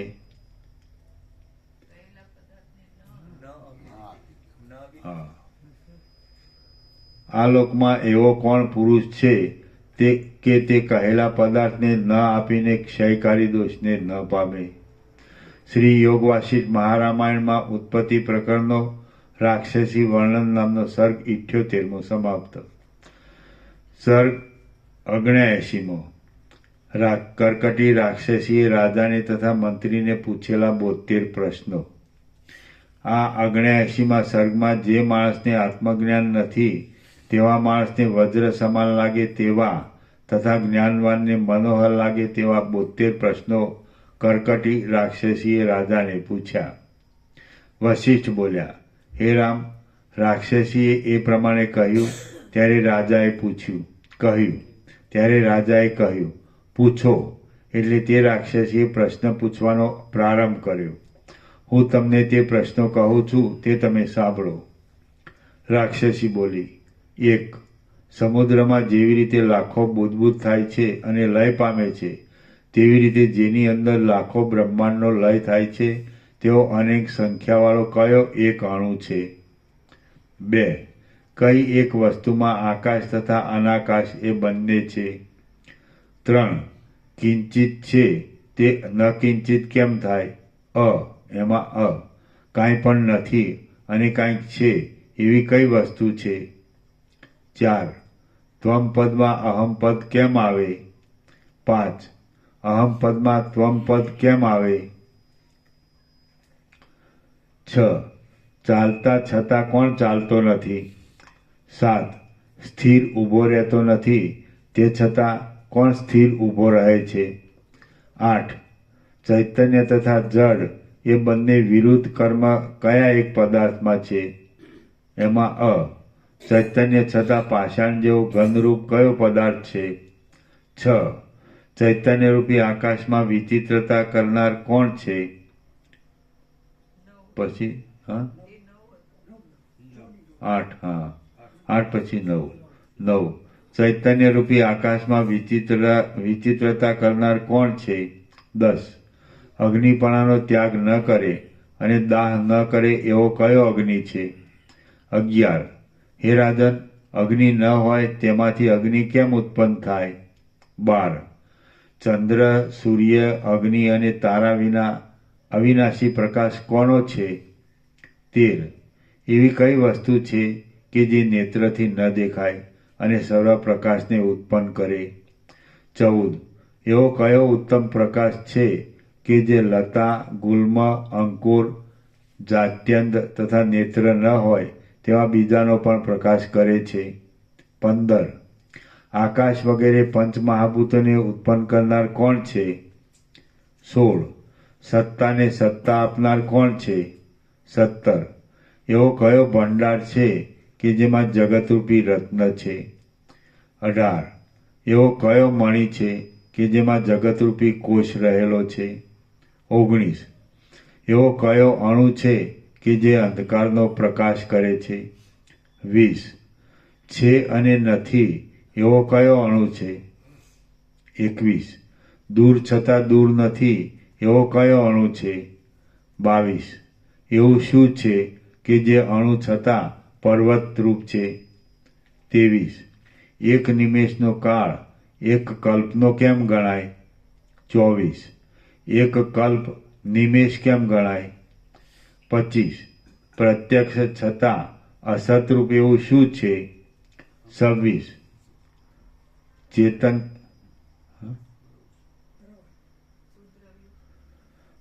25. પ્રત્યક્ષ છતાં અસતરૂપ એવું શું છે? 26. ચેતન છતાં અચેતન છે એવું શું છે? 27. વાયુ છતાં વાયુરૂપ નથી એવું શું છે? 28. એવું શું છે કે જે શબ્દ છતાં શબ્દરૂપ નથી? 29. એવું શું છે કે જે સર્વરૂપ છતાં કાંઈ નથી? 30. જેને વિશે અહમતા છતાં અહમતા નથી એવું શું છે? 31. ઘણા જન્મ સુધી પ્રયત્ન કરવાથી મળે એવી કઈ વસ્તુ છે? 32. પ્રાપ્ત થાય તે છતાં કાંઈ પણ પ્રાપ્ત થયું નથી એવું શું છે? જે સંપૂર્ણ પ્રાપ્ત થતું નથી તે શું છે? 33. સ્વસ્થપણે જીવતા છતાં કોણે પોતાના આત્માનો નાશ કર્યો છે? 34. એવો કયો અણુ છે કે જે પોતાને વિશે મેરુ પર્વતને ઉત્પન્ન કરે છે? કોણ ત્રિભુવનને તૃણરૂપ કરે છે? 35. કયા અણુએ સેંકડો યોજનો પૂર્ણ કર્યા છે? 36. અણુ છતાં કોણ સેંકડો યોજનોમાં માતો નથી? 37. દ્રષ્ટિ માત્રે કરી કોણ જગતરૂપી બાળકને નચાવે છે? 38. એવો કયો અણુ છે કે જેના ઉદરમાં પર્વતોના સમૂહો રહેલા છે? 39. એવો કયો અણુ છે કે જે પોતાના અણુપણાનો ત્યાગ કર્યા વિના પણ મેરુ પર્વતના કરતાં પણ સ્થૂળ આકૃતિવાળો હોય? 40. એવો કયો અણુ છે કે જે મોવાળાના અગ્રના 100મા ભાગનો હોય તો પણ પર્વતથી પણ ઊંચો હોય? 41. એવો કયો અણુ છે કે જે પ્રકાશ તથા અંધકાર એ બંનેને પ્રકટ કરનાર દીવારૂપે હોય? 42. એવો કયો અણુ છે કે જેની અંદર સર્વ અનુભવરૂપી અણુ રહેલા છે? 43. એવો કયો અણુ છે કે જે પોતે સ્વાદ રહિત છતાં બીજાને સ્વાદિષ્ટ લાગે છે? 44. એવો કયો અણુ છે કે જે સર્વનો ત્યાગ કરવા છતાં સર્વનો આશ્રય કરે છે? 45. એવો કયો અણુ છે કે જે પોતાને ઢાંકવાને સમર્થ ન હોવા છતાં આખા જગતને ઢાંકે છે? 46. એવો કયો અણુ છે કે જેની સત્તા વડે લય કરીને નાશ પામેલા જગતની પાછી ઉત્પત્તિ થાય છે? 47. એવો કયો અણુ છે કે જે અવયવ રહિત છે તો પણ હજારો હાથ અને નેત્રવાળો છે? 48. એવો કયો નિમેષ છે જેમાં કરોડો કલ્પ રહેલા છે? 49. એવો કયો અણુ છે કે જેમાં બીજમાં વૃક્ષ રહે તેવી રીતે અનંત જગત રહેલા છે? 50. એવું શું છે કે જેમાં બીજ વગેરે ઉત્પન્ન નથી થયા તો પણ સ્ફુટ દેખાય છે? 51. એવો કયો નિમેષ છે કે જેની અંદર બીજથી અંદર રહેલા વૃક્ષની પેઠે કલ્પ તથા પ્રલય રહેલા છે? 52. એવો કોણ છે કે જે કાર્યનું પ્રયોજન તથા કાર્યના કર્તાપણાનો આશ્રય કર્યા વિના કાર્ય કરે છે? 53. એવો કયો દ્રષ્ટા છે કે જે પોતાને નેત્ર નથી તે છતાં ભોગ્ય પદાર્થની સિદ્ધિ માટે પોતાના આત્માને દ્રશ્યપણાને પમાડે છે તથા બહારની દ્રષ્ટિથી દ્રશ્ય પદાર્થ જોવા છતાં પોતાના આત્માને જુએ છે? 54. જેમાં સઘળું દ્રશ્ય ગલિત છે એવા આત્માને દ્રશ્યના અભાવ માટે જોનાર કોણ આગળ દેખાતા દ્રશ્યને દેખતો નથી? 55. ચક્ષુ દ્રશ્ય પદાર્થનો પ્રકાશ કરે તેની પેઠે આત્મા, દર્શન અને દ્રશ્ય એ ત્રણેય અપરોક્ષપણાથી કોણ પ્રકાશ કરે છે? 56. સુવર્ણથી કડા વગેરે પ્રકટ થાય છે તેમ કોની વિક્ષેપ શક્તિથી દ્રષ્ટા, દર્શન અને દ્રશ્ય એ ત્રણ પ્રકટ થાય છે? 57. જેમ જળથી તરંગ જુદા નથી તેમ કયા પદાર્થોથી કોઈ પણ પદાર્થ જુદો નથી? 58. જેવી રીતે જળમાં મોજા જુદા જણાય છે તેવી રીતે કોની ઈચ્છાથી જગતમાં જુદાપણું જણાય છે? 59. એવો કયો પદાર્થ છે કે જે દેશ, કાળ અને વસ્તુના પરિચ્છેદથી રહિત સત તથા અસત રૂપે હોય? 60. જેમ જળથી દ્રવપણું જુદું નથી તેમ કયા પદાર્થથી દ્વૈતપણું પણ જુદું નથી? 61. બીજ વૃક્ષને ધારણ કરે છે તેની પેઠે કોણ દ્રષ્ટા, દર્શન અને દ્રશ્ય એ ત્રણેયને તથા સત અસતરૂપ ત્રણ જગતને અદ્ભુત અવસ્થામાં તથા તિરોહિત અવસ્થામાં પોતાને વિશે રાખીને નિરંતર રહે છે. ઉદ્ભુત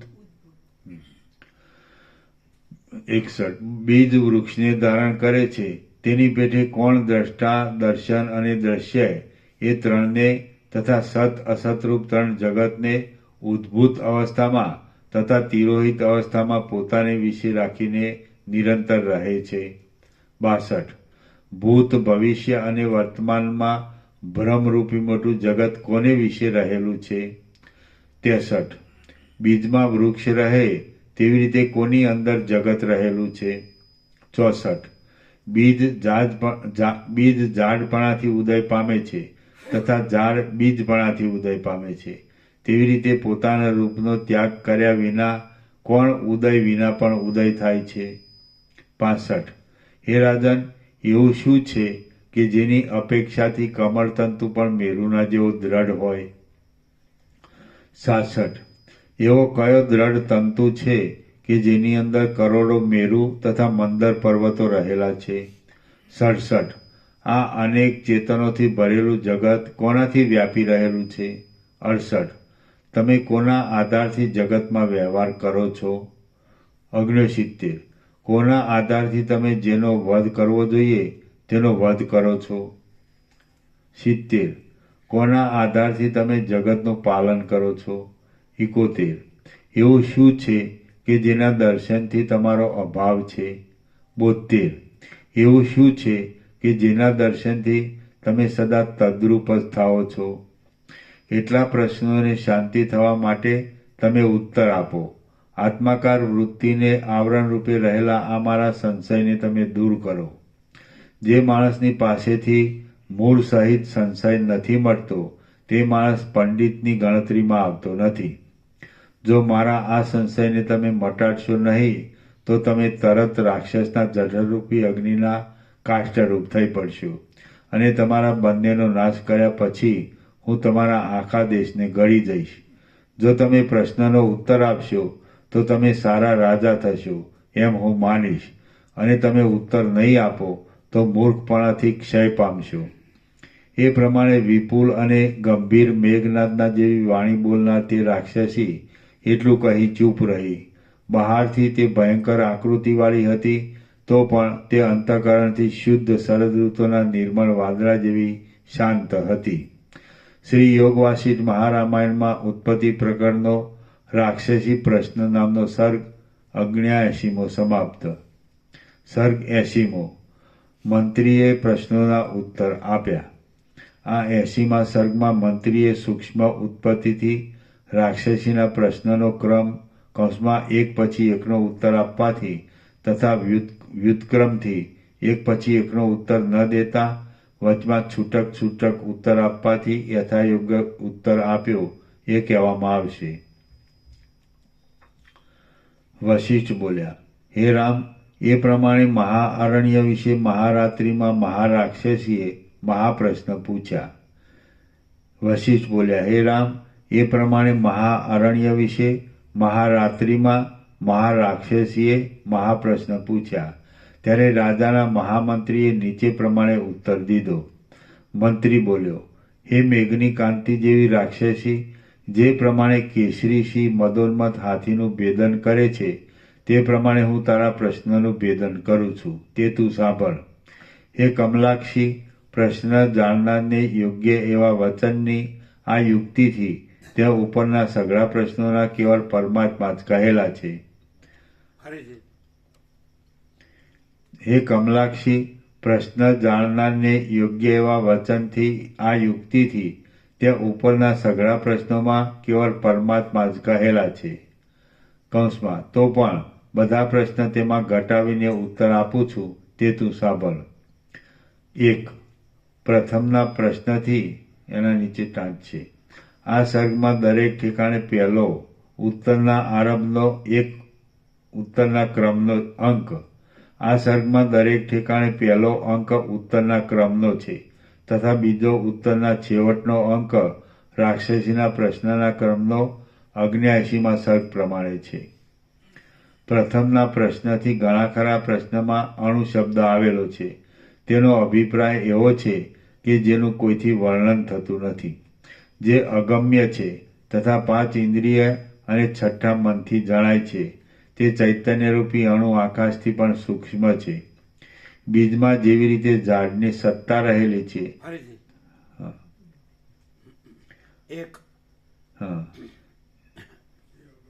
તેનો અભિપ્રાય એવો છે કે જેનું કોઈથી વર્ણન થતું નથી, જે અગમ્ય છે તથા 5 ઇન્દ્રિય તથા છઠ્ઠા મનથી જણાય છે.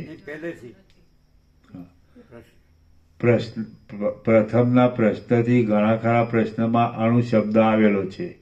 તેનો અભિપ્રાય એવો છે કે જેનું કોઈથી વર્ણન થતું નથી, જે અગમ્ય છે તથા 5 ઇન્દ્રિય અને છઠ્ઠા મનથી જણાય છે, જણાતો નથી.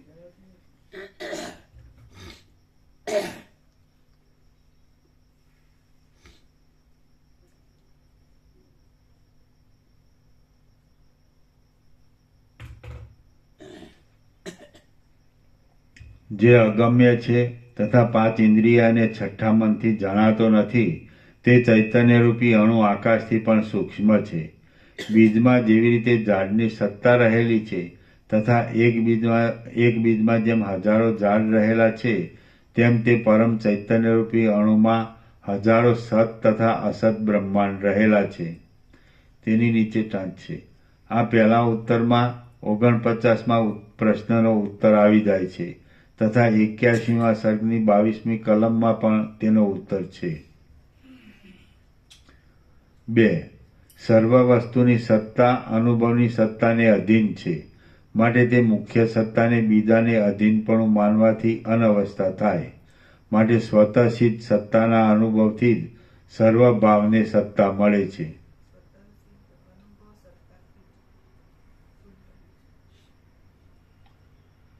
સર્વ વસ્તુની સત્તા અનુભવની સત્તાને અધીન છે, માટે તે મુખ્ય સત્તાને બીજાને અધીનપણું માનવાથી અનવસ્થા થાય. માટે સ્વતઃસિદ્ધ અનુભવ સત્તા જ સર્વભાવને અનુભવ સત્તાથી જ સર્વભાવને સત્તા મળે છે.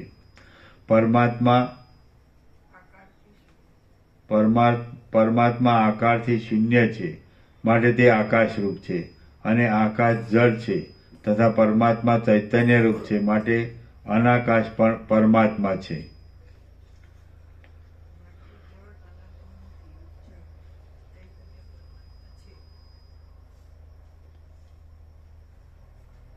માટે જડ અનાત્મા નથી, પણ ચૈતન્ય પરમાત્મા છે. 4. આત્મભાવ થાય ત્યારે કિંચિત પણ ન કિંચિત થાય, એટલે કે બ્રહ્મ કે જે સર્વાત્મા છે તથા પોતાની મેળે જગતનો સાક્ષાત્કાર કરે છે, તે બ્રહ્મ જ્યારે જગતને પોતાને વિશે લય કરે છે, ત્યારે પ્રથમ કિંચિત રૂપે રહેલું જગત ન કિંચિત થાય છે. પરમાત્મા અતિન્દ્રિય ઇન્દ્રિયોથી ન જણાય એવા છે. 4. આત્મભાવ થાય ત્યારે કિંચિત પણ ન કિંચિત થાય, એટલે કે બ્રહ્મ કે જે સર્વાત્મા છે તથા પોતાની મેળે જગતનો સાક્ષાત્કાર કરે છે, તે બ્રહ્મ જ્યારે જગતને પોતાને વિશે લય કરે છે, ત્યારે પ્રથમ કિંચિત રૂપે રહેલું જગત ન કિંચિત થાય છે.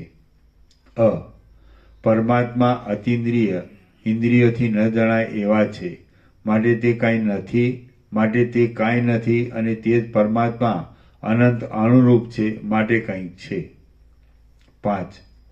પહેલા પ્રશ્નમાં એક અણુને અનેક સંખ્યાપણું કહેલું છે, પણ તે ચૈતન્યરૂપી અણુને અનેકતા દેખાવ માત્ર છે, વસ્તુતાથી અનેકતા નથી. સુવર્ણમાંથી જેવી રીતે કડા વગેરે જુદા જુદા ઘરેણાં થાય છે, તેવી રીતે ચૈતન્યરૂપી અણુમાંથી દ્રષ્ટા, દર્શન અને દ્રશ્યરૂપી વિચિત્ર જગતનો વિસ્તાર થયો છે. 6. 19મા પ્રશ્નમાં એના નીચે ટાંચ છે. 19મા પ્રશ્નનો ઉત્તર 26મી કલમમાં પુનઃ આવશે. 19મા પ્રશ્નમાં તથા બીજા પણ પ્રશ્નમાં પણ વારંવાર અણુ શબ્દ છે. તેનો સારાંશ એવો છે કે ચૈતન્યરૂપી અણુ પરમ આકાશરૂપી છે તથા તે સૂક્ષ્મ છે, માટે જાણવામાં આવે તેમ નથી અને તે સર્વાત્મક છે, તો પણ મન તથા ઇન્દ્રિયો તેને પહોંચતા નથી. 7. 20મા પ્રશ્નમાં છે અને નથી એવો કયો અણુ છે એમ કહેલું છે. તેમાં નથી એમ બોલવું તે અયોગ્ય છે, કારણ કે ચૈતન્યરૂપી અણુ સર્વાત્મક છે, માટે તેને શૂન્યપણું ઘટતું નથી. કારણ કે છે અને નથી એવી રીતે બોલનાર તથા માનનાર જે પુરુષ છે તે આત્મારૂપ જ છે. વળી કોઈ પણ યુક્તિથી સત્પદાર્થને અસત્પણું ઘટતું નથી. કદાપી એમાં શંકા થાય કે જ્યારે તે છે ત્યારે દ્રશ્ય કેમ નથી, તો કહેવાનું કે કપૂર ગુપ્ત રાખ્યું હોય તો પણ તે પોતાની સુગંધીથી સર્વ ઠેકાણે જણાય છે. તેવી રીતે તે ચૈતન્યરૂપી અણુ સર્વાત્મક છે, તેથી સર્વ ઠેકાણે ગુપ્ત રહી સર્વની સત્તાથી પોતે પ્રકટ જણાય છે. 8. ચૈતન્યરૂપી અણુ મન ઇન્દ્રિયોની વૃત્તિ વડે અનેક પ્રકારે જણાય છે, તેથી તે સર્વરૂપ છે અને મન ઇન્દ્રિયો વગેરેથી તેનું રૂપ જણાતું નથી, માટે તે કાંઈ નથી અને તે જ ચૈતન્યરૂપી અણુ એક તથા અનેક છે. 29. પહેલા પ્રશ્નમાં અનેક સંખ્યાવાળું એક કયું છે એમ પૂછેલું છે, તેનો ઉત્તર આમાં આવી જાય છે. 9. ચૈતન્યરૂપી અણુની અંદર જગત રહેલું છે. એના નીચે ટાંચ છે. 81મા સર્ગની 34મી કલમમાં 63મા પ્રશ્નનો ઉત્તર પુનઃ લખેલો છે. 10. ચૈતન્યરૂપી અણુ જગતરૂપી રત્નને ધારણ કરે છે. એમાં ટાંચ છે. 24મી કલમમાં 17મા પ્રશ્નનો ઉત્તર બીજી વાર લખ્યો છે. 11. આ ત્રણ જગતનો સમૂહ ચૈતન્યરૂપી મોટા સમુદ્રમાં રહેલો છે. તે ચૈતન્યરૂપ છે અને તેનાથી જુદો નથી, પણ જેમ જળમાં દ્રવપણાથી ઘૂમરી પડે છે તે જુદી દેખાય છે, તેમ ચિત્તના વિકલ્પથી જુદાપણું જણાય છે. એમાં 57-58નો જવાબ આવી જાય છે. 12. ચૈતન્યરૂપી અણુ મન ઇન્દ્રિયોથી અતીત છે, માટે તે શૂન્ય છે અને તે પોતાના સંવેદનથી જણાય છે, માટે તે આકાશરૂપી હોવા છતાં અશૂન્ય છે. 13. અદ્વૈતપણાથી ત્વમપદમાં અહમપદનો સમાવેશ થાય છે તથા અહમપદમાં ત્વમપદનો સમાવેશ થાય છે. એ પ્રમાણે ત્વમપદમાં અહમપદપણું તથા અહમપદમાં ત્વમપણું થવું એ પણ વ્યવહાર દ્રષ્ટિથી છે, પણ પરમાર્થ દ્રષ્ટિથી આત્માને વિશે સર્વની એકતા છે, તેથી તેમાં ત્વમપણું પણ નથી, તેમ અહમપણું પણ નથી. 14. ચૈતન્યરૂપી અણુ હજારો યોજન ચાલે છે, આકાશની પેટે હજારો યોજનમાં વ્યાપી રહેલ છે, તો પણ તે અણુ ગમનનો કરતા નથી. કલ્પનાએ કરીને તે યોજન સમૂહ એ અણુની અંદર જ રહ્યો છે. 15. ચૈતન્યરૂપી પુરુષ સર્વ ઠેકાણે જાય છે, સ્થિર નથી, તો પણ જતો નથી, સ્થિર ઊભો રહે છે. દેશ અને કાળમાં ચૈતન્ય પુરુષ પોતાની સત્તાથી આકાશરૂપી કોષમાં રહેલ છે, તેથી તે પ્રાપ્ત થાય તો પણ પ્રાપ્ત થતો નથી. ગમ્ય વસ્તુ, જવાની યોગ્ય વસ્તુ. ગમ્ય વસ્તુ જેના શરીરમાં રહેલ છે તે પોતે બીજે ક્યાં જાય? માતાએ પોતાના પુત્રને ખોળામાં તેડ્યો હોય તે પછી પુત્રને શોધવાને બીજે ક્યાં જાય?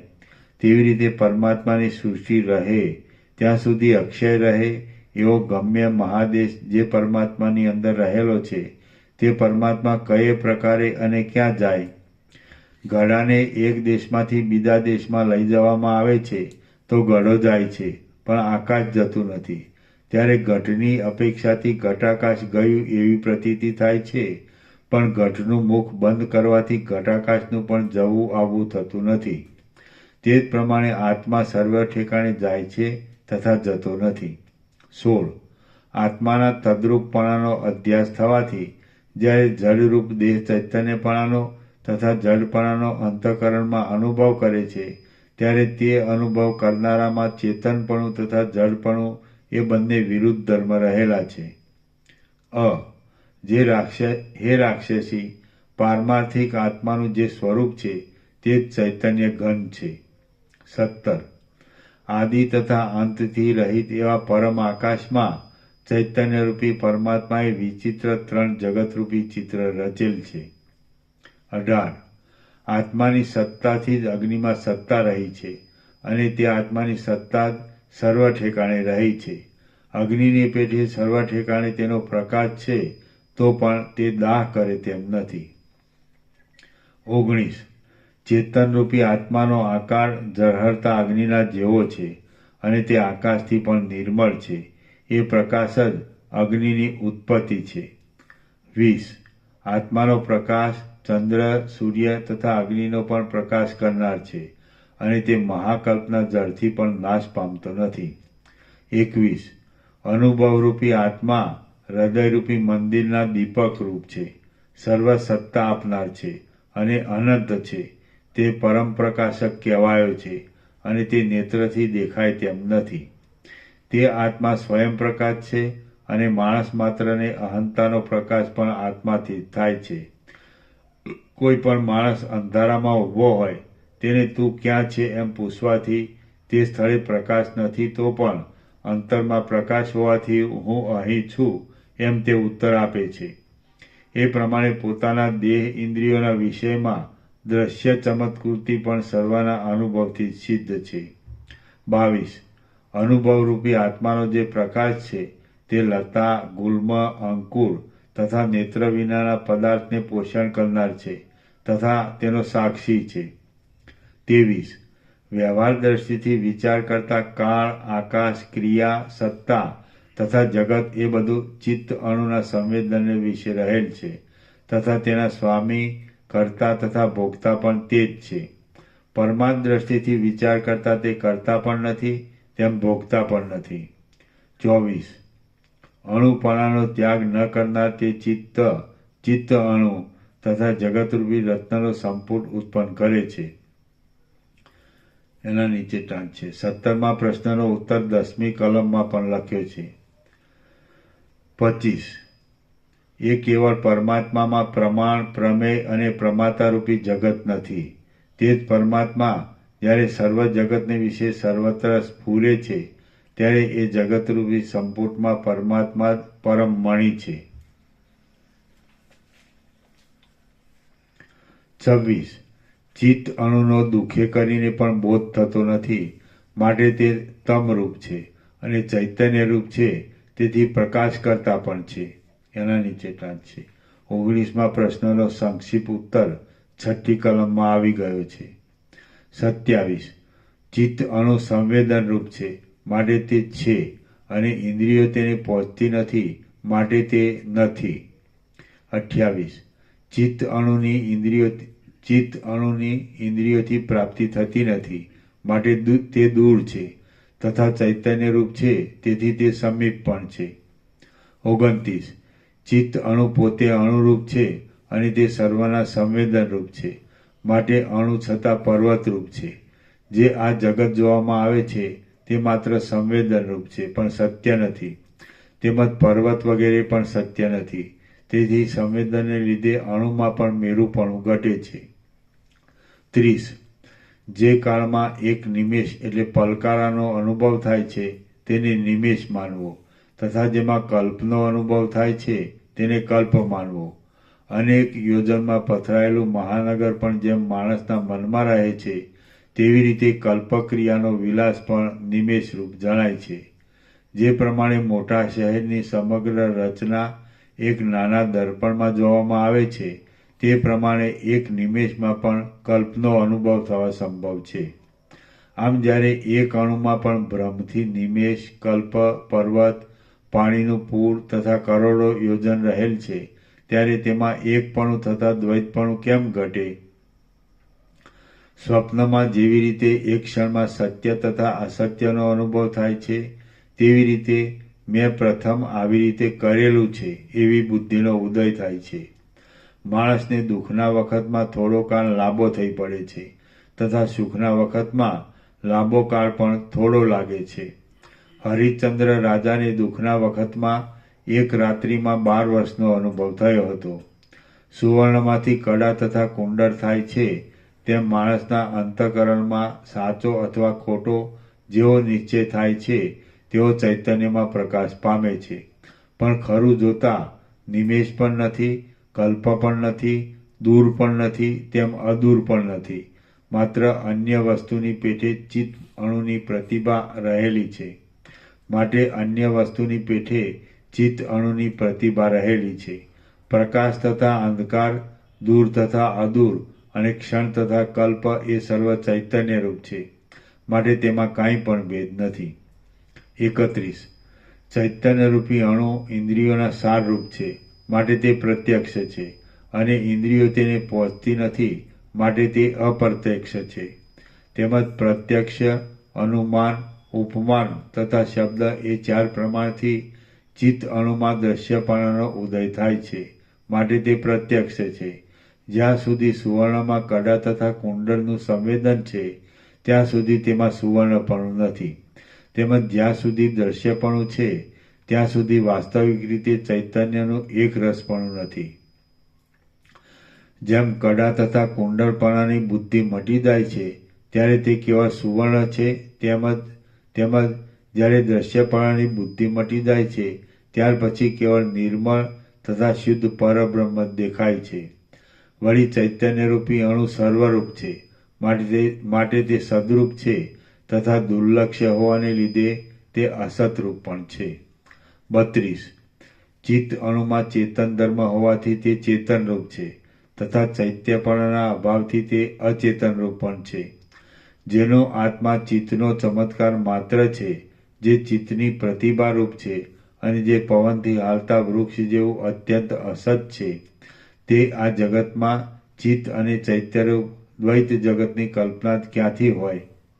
જે પ્રમાણે ઘાટો તડકો મૃગતૃષ્ણાની નદી રૂપે જણાય છે, તેવી રીતે એક અદ્વૈત ચેતન ચૈતન્યના પ્રતિભાસથી જગત રૂપે જણાય છે.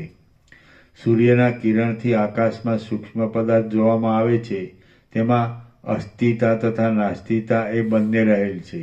તેવી રીતે કલ્પના આદિથી જગતની અસ્થિતા તથા નાસ્તિતા છે.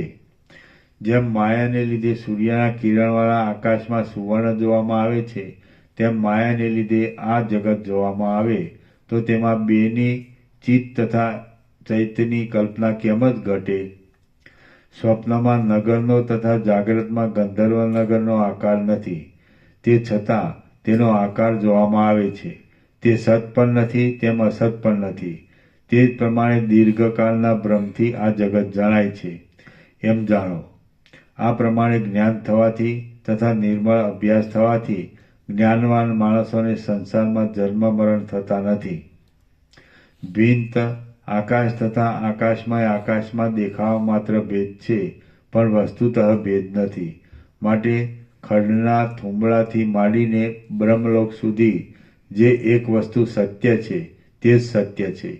ચિદાકાશમાં પ્રતિભાસથી ભેદ જણાય છે અને પ્રભાના પિંડની પેઠે તેની અનિર્વચનીય પ્રભા છે. 33. જુદાપણાના સંસ્કારવાળી બુદ્ધિના ચમત્કારથી બુદ્ધિને જુદાપણું જણાય છે, પણ વસ્તુતઃ જુદાપણું નથી. આત્મપ્રકાશ સર્વાત્મક છે અને વૃક્ષમાં જેમ બીજ છે તેમ તે છે. એના નીચે ટાંચ છે. 60મા તથા 61મા પ્રશ્નનો ઉત્તર 81મા સર્ગની 21મી તથા 32મી કલમમાં છે. 34. બીજ તથા તેની અંદર રહેલું વૃક્ષપણું જેમ જુદું છે તથા નથી, અને જેમ બીજમાં વૃક્ષ રહેલું છે, તેમ બ્રહ્મને વિશે આકાશકોશની પેઠે નિરંતર જગત રહેલું છે. જેવી રીતે બીજમાં વૃક્ષપણું છે અને તે આકાશરૂપ છે, તેવી રીતે બ્રહ્મમાં જગત રહ્યું છે અને તે સાક્ષીપણાથી ચૈતન્યરૂપ છે. એ પ્રમાણે સર્વ ઠેકાણે બ્રહ્મની સત્તા રહી છે, બીજી કોઈ પણ કળા નથી. તે બ્રહ્મ સત્તા શાંત, અજ અને એક છે. તે આદિ મધ્ય તથા અંતથી રહિત છે. મુમુક્ષુ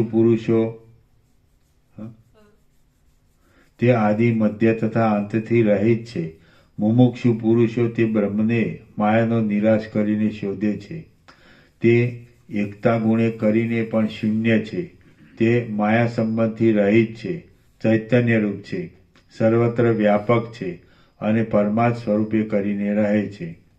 શ્રી યોગવાસિત મહારામાયણમાં ઉત્પત્તિ પ્રકરણનો પ્રશ્નભેદન નામનો સર્ગ 80મો સમાપ્ત.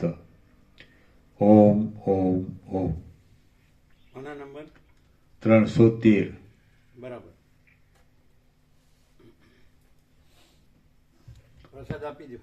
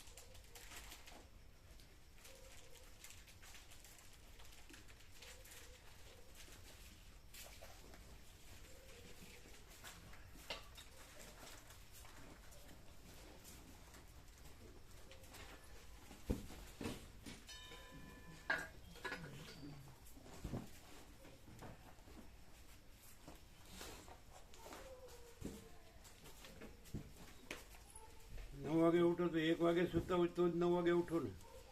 ના બપોર વિશ્રામ નહીં કરવાનું. બપોર વિશ્રામ નહીં કરવાનું. 11 વાગે વિશ્રામ કર્યો હોય રાત્રે તો બપોર વિશ્રામ ના હોય ને. 11 થી 9 એટલે 10 કલાક. ના એટલે 11 સાડા 11 જેવું થયું હોય ત્યારે. બાકી આમ તો 8 સાડા 8 ઉઠી જ જઈએ ત્યારે જ 9 થાય.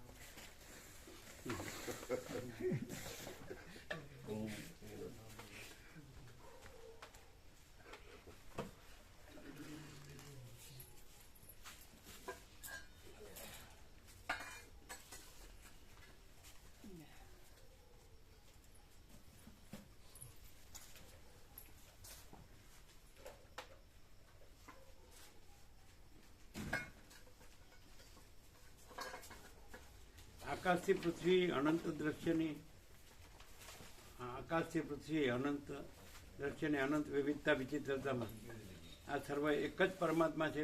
સહજ કઈ રીતે અનુભવાય?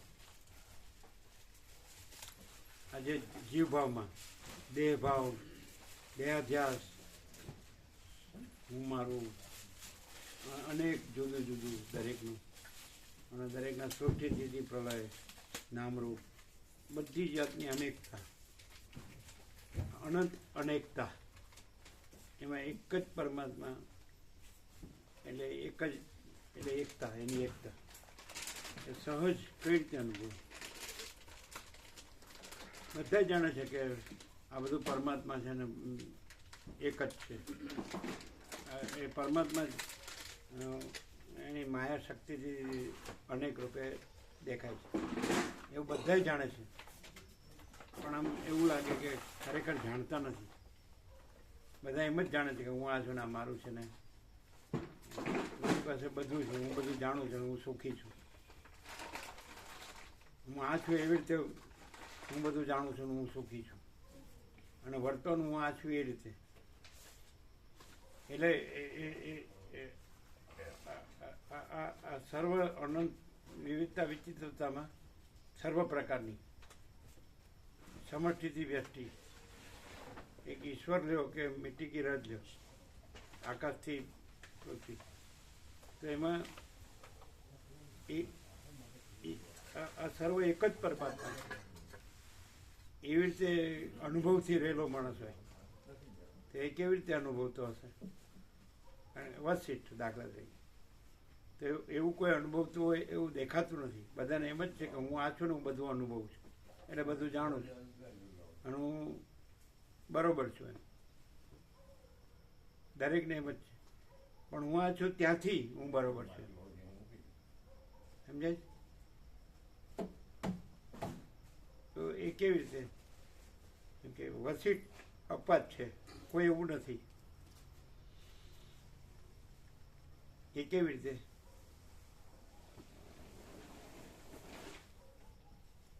શબ્દ બુદ્ધિથી તો કોઈ પણ બોલી શકે. બાકી દરેક હું આ છું અને હું બધું જાણું છું એવી રીતે જ હોય, અને હું બરાબર છું એવી રીતે જ હોય, અને હું જ પરમાત્મા છું. આ હું છું ત્યાંથી જ હોય કે હું જ પરમાત્મા છું. એવા બધા હોય, બધા પરમાત્માને જાણે. બોલો શું કહો છો? અમારો પ્રશ્ન શું છે પેલા ખ્યાલ આવે? શું છે કે આ બધું જે વિવિધ વિચિત્ર દેખાય છે એવી જે છે અનંત અનેકતા, અનંત અનેકતામાં પરમાત્મા આકાશથી લઈને પૃથ્વીની રચ સુધી, ઈશ્વરથી કીડી કે તણખલું કે પૃથ્વીની રચ સુધી, આ સર્વ એક જ પરમાત્મા છે. અનંત. તો એ કેવી રીતે સહજ અનુભવાય એવો પ્રશ્ન છે ને.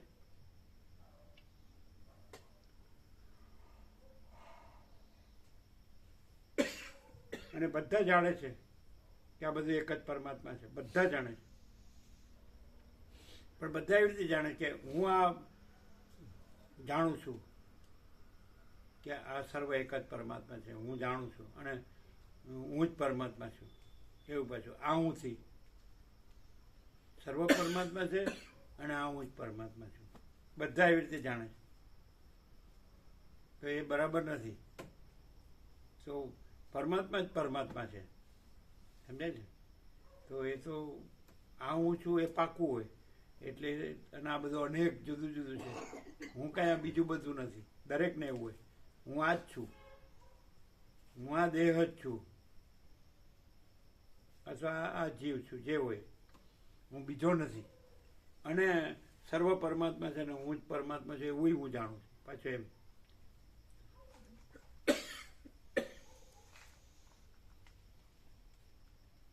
બોલો.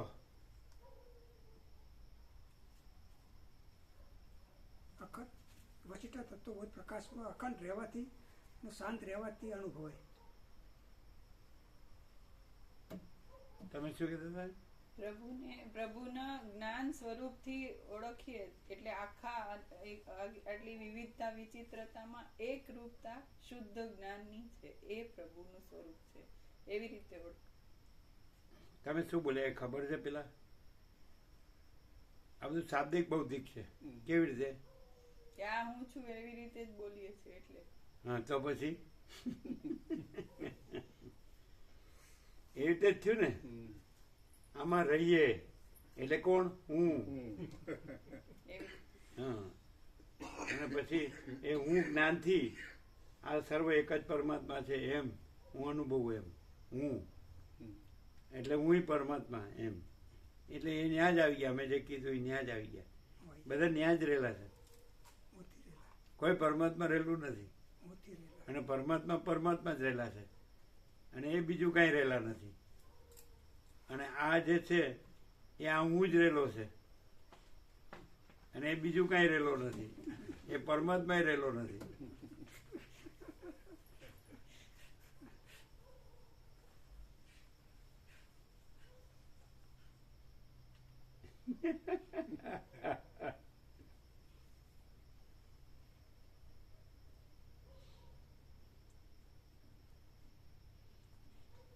કોઈ પણ માણસ એવું નહીં જાણતો હોય કે સર્વ પરમાત્મા છે, ન જાણતો હોય. અને હું જ પરમાત્મા છે એવું ન જાણતો હોય. બધા જાણે. તો એ જાણવું નથી. કારણ કે એ આ હુંથી જાણે છે. સર્વ તો પરમાત્મા એને હું પોતે હું પરમાત્મા છું એ સાથે હું જોડી કાઢે. હે? સર્વ તો પરમાત્મા હે એની સાથે હું જોડી કાઢે એટલે પછી હું આવી જાય. પછી હું પણ આમ આવી જાય. એ તો સોલ્યુશન નથી ને. એ તો પ્રશ્ન ઉભો ને ઉભો રહ્યો ને. બરોબર.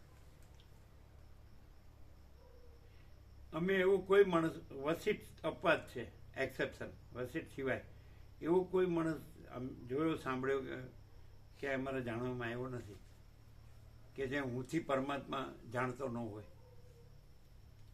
હું મેન હોય એનું, અને પરમાત્માના શબ્દો જ હોય.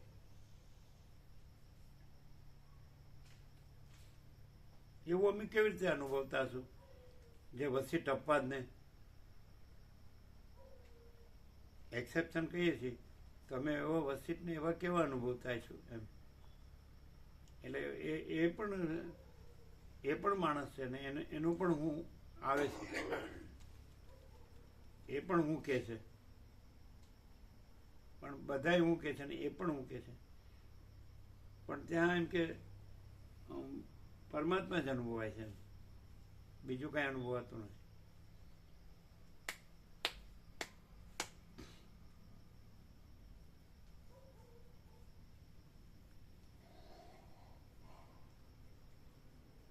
આટલા વર્ષોથી બધાનો યોગ વાસિષ્ઠનો અભ્યાસ, વાંચન હોય, શ્રવણ હોય, સ્મરણ હોય, વાણી હોય, બધું બુદ્ધિ હોય, વિવેક હોય, બધું વિચાર હોય.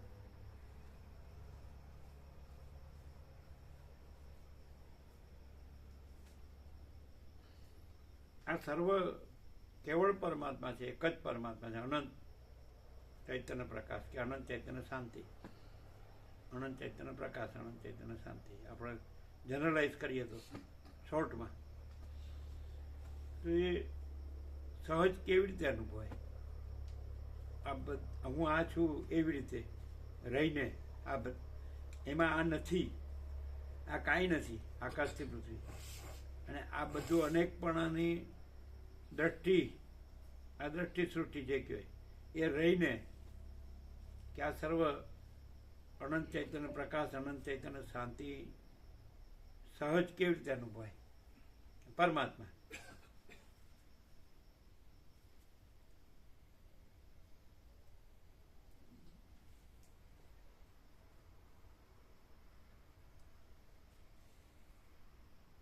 પોતે પોતાનામાં જાગૃત થયા ત્યારે જ અનુભવાય.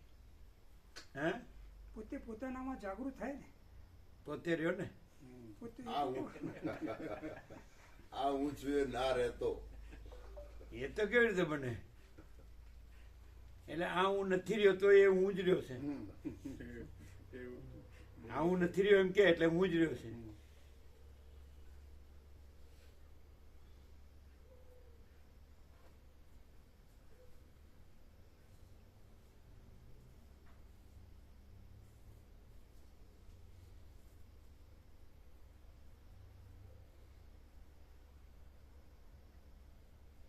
અચ્છા, આ સર્વ જે અનેક છે, અનંત અનેકતા છે, એટલે દરેકનું એ અનેકતામાં દરેકનું વ્યક્તિગત હું છે. તો એ દરેક જે અનંત એકતા રૂપ અનંત વ્યક્તિગત હું, એ દરેક અનંત અનુભવે છે, અનુભવે છે. અને એ સાથે સાથે એવું અનુભવે છે કે અનંત છે એ પોતામાં અનંત જ છે, અને એ જે અનુભવનાર એ પણ એમાં જુદો નથી કોઈ. જે અનેક જે હું છે એ દરેક હું અનંત અનુભવે છે, અને એ બધાનું હું એ અનંતમાં નથી એવું અનુભવે છે. એ જ પરમાત્મા. ખાલી એમ કરી દેવાનું, પછી પતી ગયું. નહીં, દરેક અનંત હું છે ને, અનંત હું છે ને, અનેક અનંત, દરેક અલગ અલગ હું. એટલે એ દરેકનું હું એટલે બસ હું આજ, હું આજ, હું આજ, હું આજ. તો એ દરેક હું પોતામાં અનંતને અનુભવે છે, અને અનંતમાં એ સર્વ હું દરેક, અને સર્વ એ કોઈ એમાં નથી એવું અનુભવે જ કે નહીં? એ જ પરમાત્મા. નહીં સમજાય પહેલાં તો. કેટલી વાગી જશે? આવું ક્યાંય છે? આવું ક્યાંય છે કોઈ શાસ્ત્ર ગુરુમાં? નહીં ખ્યાલ આવ્યો. આમ ખ્યાલ આવ્યો? અમે કીધું એટલે ખ્યાલ આવ્યો?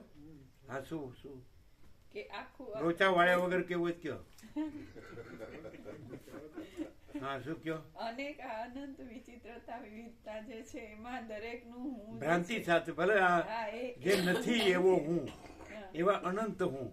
અનંત હું, દરેક હું આખા અનંતને અનુભવે છે. અને એ આખા અનંતમાં કોઈ હું નથી, કોઈનું હું, આખા અનંત હું નથી એવું અનુભવે છે. એ જ પરમાત્મા. શું એ એટલે?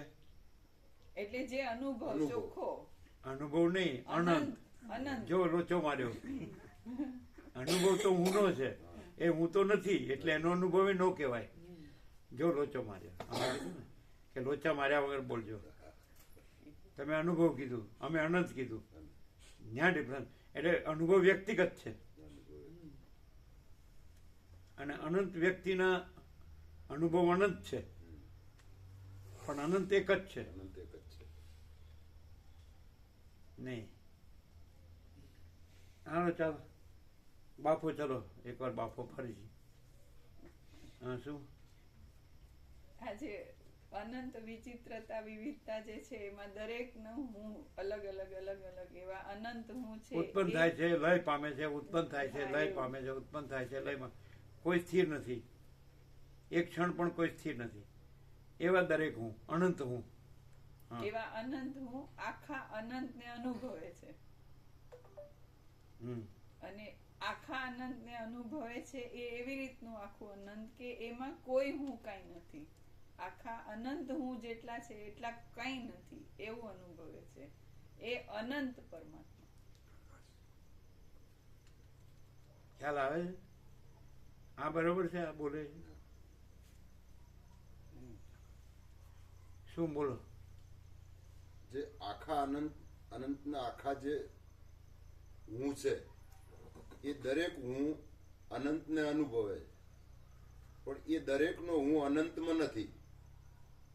એ અનંત જ છે, એ જ પરમાત્મા. આવું ક્યાંય છે? ના.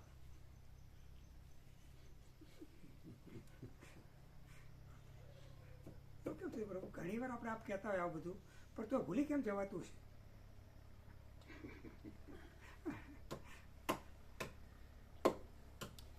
અચ્છા, તો અનંત છે એ જ છે કે બીજું કંઈ છે? અનંત જ છે. તો પછી યાદ રાખવા પૂર્વનું અનંતમાં છે? ના. એ તો નથી એને ગણીને કયો છો. નથી એ હુંને ગણીને કયો છો કે કેમ ભૂલી જવાતો હશે, કેમ યાદ રહેશે, અમુકને કેમ યાદ રહેશે કે ભાઈ અનંત જ છે અને બધું અનંત જ છે, એક જ અનંત છે. એવું કેમ કોઈને યાદ રહેશે અને એવું કેમ કોઈને યાદ નથી રહેતું? તો એ હું સાપેક્ષ છે. અનંતમાં પોતામાં યાદ રાખવું ભૂલવું છે અને દરેક જે હું નથી એનું યાદ રાખવું ભૂલવું છે. તો કેમ ભૂલી જવાય છે? એટલે એ નથી એ હું થી એમ કહેવાય છે. નહીં ક્લિયર થાય?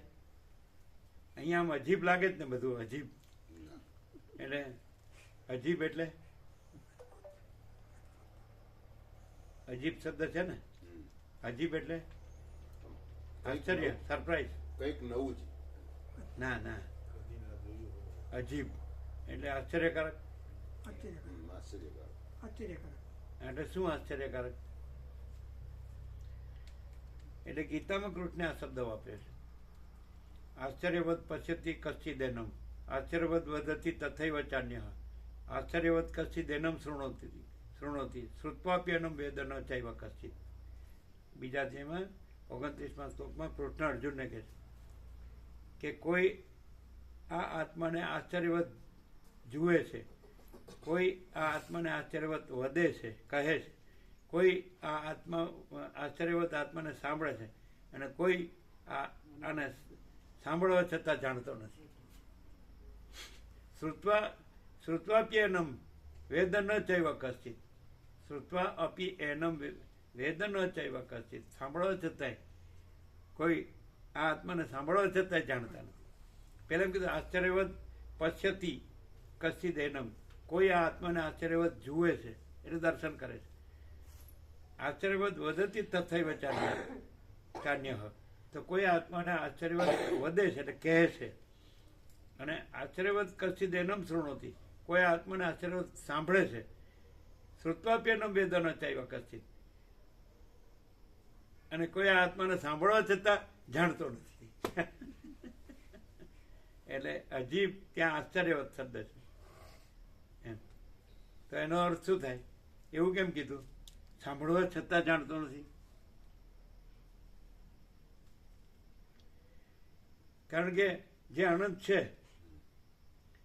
એમાં તો પોતાનું હું પણ નથી. તો જેવા બીજા જે નથી એવા અનંત હું તો હોય જ ક્યાંથી?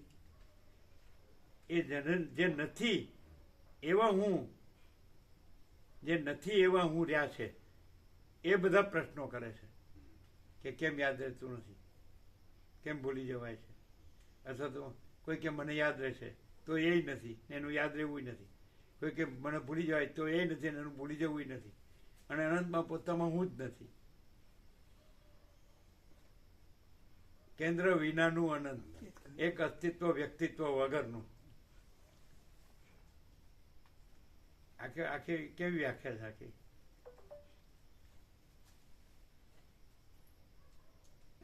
તો ચલો, અમારું હું પણ દેખાય છે, બધાનું હું છે. તો એવી રીતે અમારું આ વ્યક્તિ છે એ વ્યક્તિગત હું પણ દેખાય છે. તો અહીંયા શું છે? અહીં વ્યક્તિગત હું નથી, અનંત સ્વયં છે. એ તો બધે અનંત છે ને, કોઈનું વ્યક્તિગત હું એમ નથી. જ છે, કોઈ એમ જ છે. આ જે અહીંયા દેખાય છે એ જ છે, એક્ઝેક્ટલી એ જ છે. જે આખું અનંત છે એ જ ને, એમાં કોઈનું હું કઈ નથી. તમે બીજા બધાને પૂછો, આખા જે અનેક અનંત છે ને એને પૂછો કે તમે નથી, તો કે હું તો છું, તમે નહીં હો. બોલો સાચું ખોટું? હા, જો પણ અહીં વ્યક્તિગત હું છે જ નહીં. એટલે એક વ્યક્તિને એટલે કોઈ કહે છે કે હું નથી. લે હવે સાચું બોલવું પડે ને.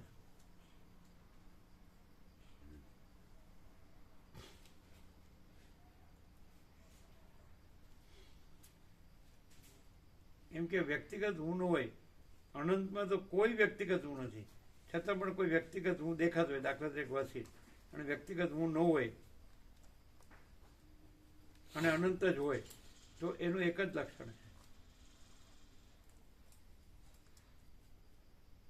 એ કોઈ ન કહી શકે, અમે જ કહી શકીએ. કોઈ પણ માણસ વસીટ કેવા હોય, એનામાં આ જે અનંત સિવાયનું જે બધું અનેક અનંત છે ને, જે અનંતમાં નથી,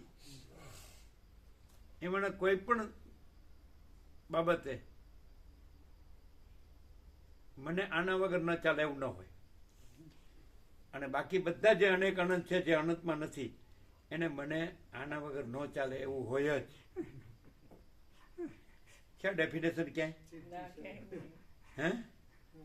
સાચું છે? સાચું. ન સમજાયું છો? આપ સમજ ગુજરાતી કેવું છે? આ ઇન્નેટ છે હો, એ ખબર પડે ઇન્નેટ છે. કેવી રીતે ખબર પડે?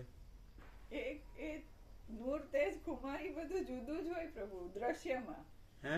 દ્રશ્યમાં એ નૂર તેજ ખુમારી બધું જુદું જ હોય. કોઈને કોઈના વગર ન ચાલે એવો હોય ને, એ દબાયેલો હોય, વાસનાથી દબાયેલો. એના ઉપર દ્રશ્યનો પ્રભાવ હોય, એનામાં હું હોય એટલે ઢીલો હોય.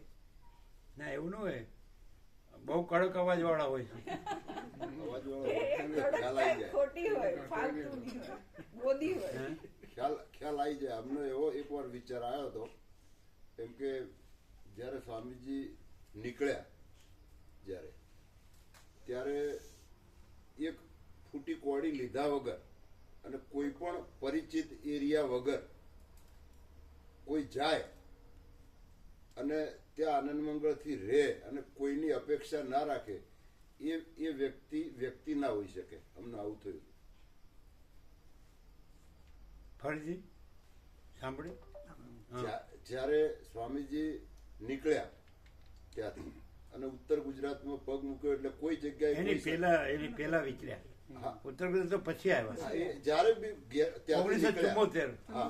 અહીંયા તો 76 માં આવ્યા. એટલે જયારે બી ત્યાંથી નીકળ્યા ત્યારે કોઈ સાથે કોઈ પરિચય નહીં, અને એક ફૂટી કોડી જોડે લીધા વગર અને કોઈ પણ એરિયામાં ફર્યા, દાખલા તરીકે ઉત્તર ગુજરાતમાં આવ્યા, બીજે ક્યાં વિચર્યા એ અમને ખ્યાલ નથી, હિમાલય બાજુ, હા એ અમને ખ્યાલ નથી, પણ જ્યાં બી વિચર્યા ત્યાં એક પણ ફૂટી કોડી લીધા વગર અને કોઈ પણના પરિચય વગર જે વ્યક્તિ આ રીતે વિચરે અને આનંદ મંગળમાં રહે, એ વ્યક્તિ ના હોઈ શકે. હજી એક શબ્દ બોલ્યા હતા કે કોઈની કોઈની અપેક્ષા ના હોય, એક ફૂટી કોડી ના હોય, કોઈની અપેક્ષા ના હોય, કોઈનો પરિચય ના હોય, એ વ્યક્તિ ના હોઈ શકે. આવું અમને થયું. વ્યક્તિ દેખાતી હોય ને, એ વ્યક્તિ દેખાતી હોય તો લાવજે ભાઈ, મને બેહાડજે, આટલે લઈ જજે, આ આવે,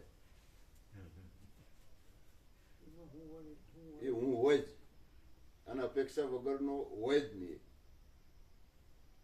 અહીંયા કોઈ અપેક્ષા જ નથી. અનંતપૂર્ણ નિરપેક્ષ સત.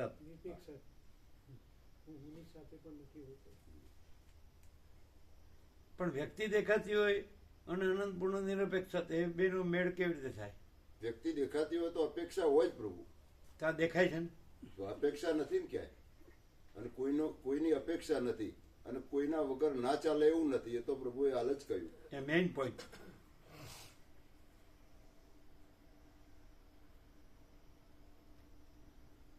કોઈ વસ્તુ વગર ના ચાલે, કોઈના વગર ના ચાલે, એવું તો અહીંયા કશું છે જ નહીં.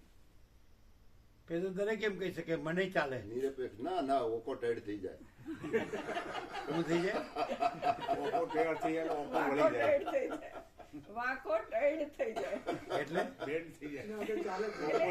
એના વગર ચાલે જ નહીં. એમ કેવું? વાંકો ટાઈડ.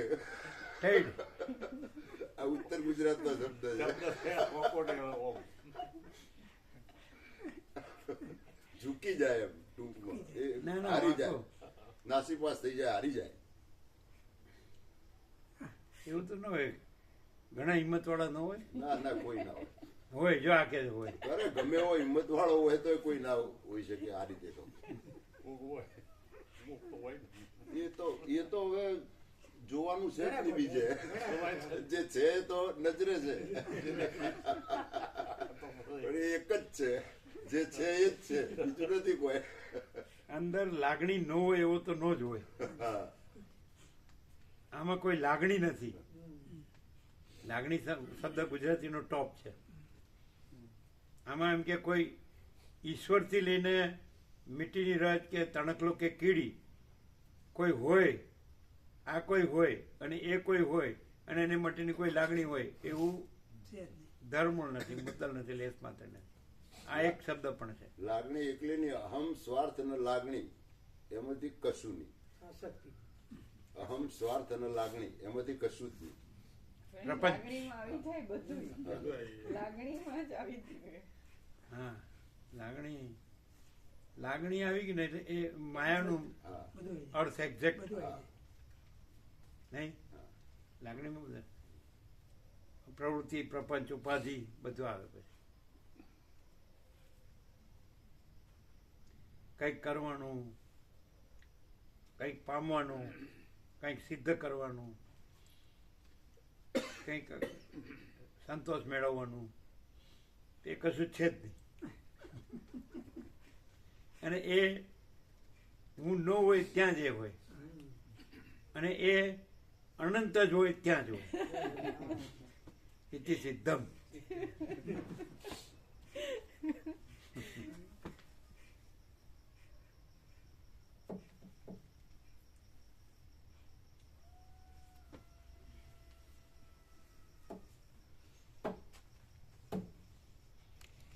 લાઈન સર લીધું આમ, લાઈન સર.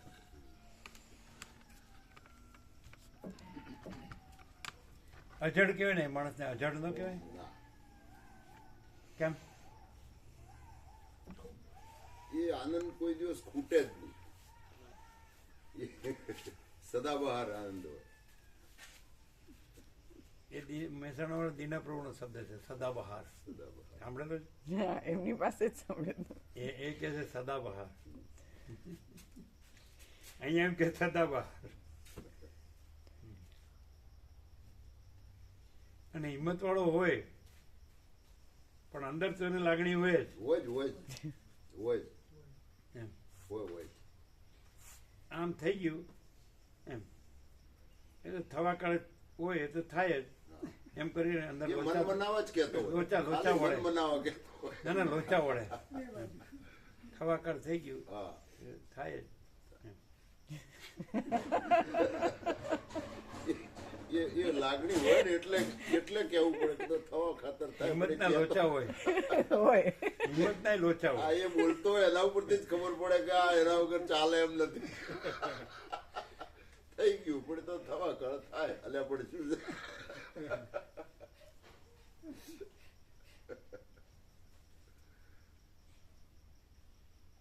એ બોલતો હોય એના ઉપરથી જ નિરાશા વ્યક્ત થતી હોય. પણ માણસ તરીકે બધાની વચ્ચે રહેતો હોય ને માણસ તરીકે જીવતો હોય રહેતો હોય કરતો હોય એ તો એવું જ દેખાય ને કે માણસ છે એમ સામાન્ય માણસ છે એમ જ દેખાય ને કેમ હવે તો એવું થાય જ નહીં. કેમ હવે એવું ના થાય. હવે એટલે કઈ રીતે આટલો જે અનુભવ કર્યા પછી એમ ના થાય કે અહીંયા આ બધું હશે. આ બધું એટલે શું બધું આ જે આ લાગણી કે હમ કે સ્વાર્થ કે ઈચ્છાઓ કે અપેક્ષાઓ કે એ અહીંયા હશે એવું તો શક્ય જ નથી. હવે અમને ના થાય એમ. એટલે આટલા વર્ષ તપાસી જોયું પણ મેળ ન પડ્યો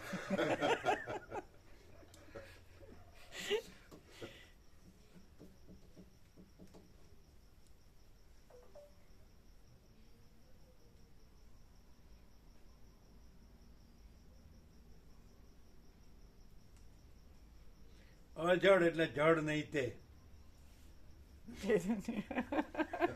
અજડ એટલે જડ નહીં તે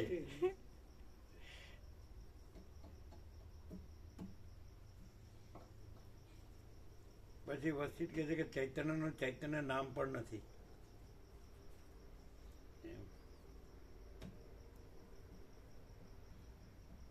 ચલો એમણે પરમાત્માને અથવા ઈશ્વરને કે બ્રહ્મને કે ચિદાકાશને ગમે એ જે મોટું તત્વ બ્રહ્મ કહે છે એને ચૈતન્ય કીધું તો આ બધું એ એક જ અનંત ચૈતન્ય છે સ્વચ્છ એને ચિદાકાશ કીધું અનંત સ્વચ્છ ચિદાકાશ તો એ સહજ કેવી રીતે અનુભવાય આ બધું એક જ અનંત સ્વચ્છ ચિદાકાશ છે આ બધું એ સહજ કેવી રીતે અનુભવાય ન અનુભવાય કારણ કે એમાં આ બધું દેખાતું હોય ને આકાશથી પૃથ્વી સુધી બધું દેખાતું હોય ને એટલે એ એક જ નો અનુભવાય અનેક રૂપે અનુભવાય પણ એ એક જ છે પોતામાં પોતે ભલે આ બીજું બધું અનુભવાતું હોય અનેક અનુભવાતું હોય તો પણ એ એક જ અનુભવાય છે એ કેવી રીતે અનુભવાય સહજ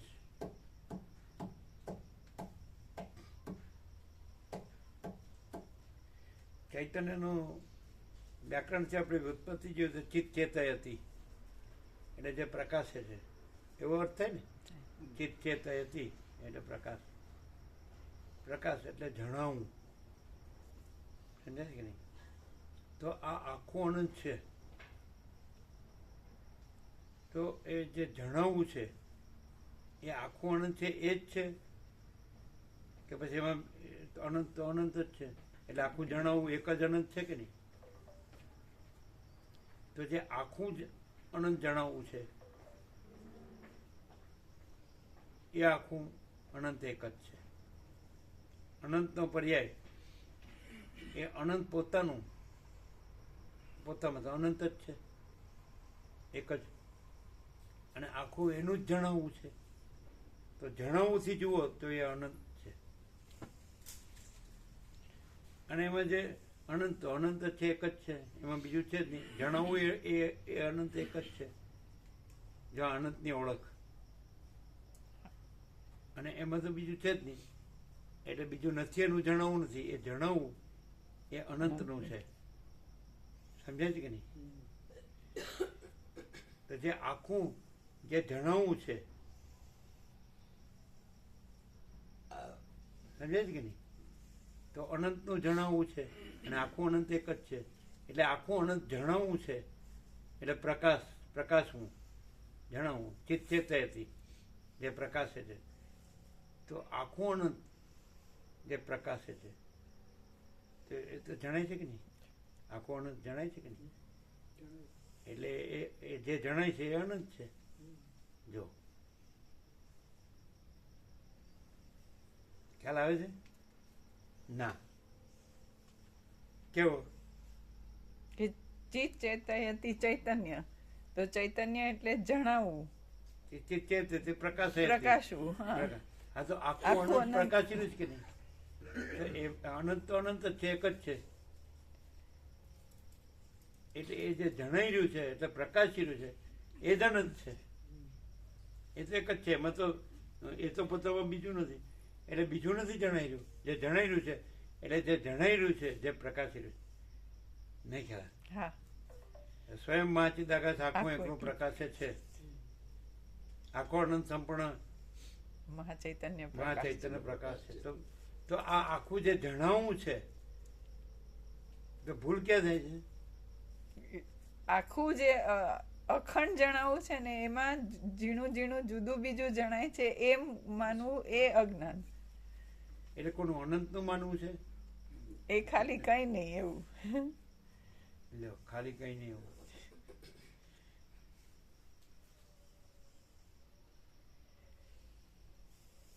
નહીં, ખ્યાલ જ નહીં આવ્યો બરાબર.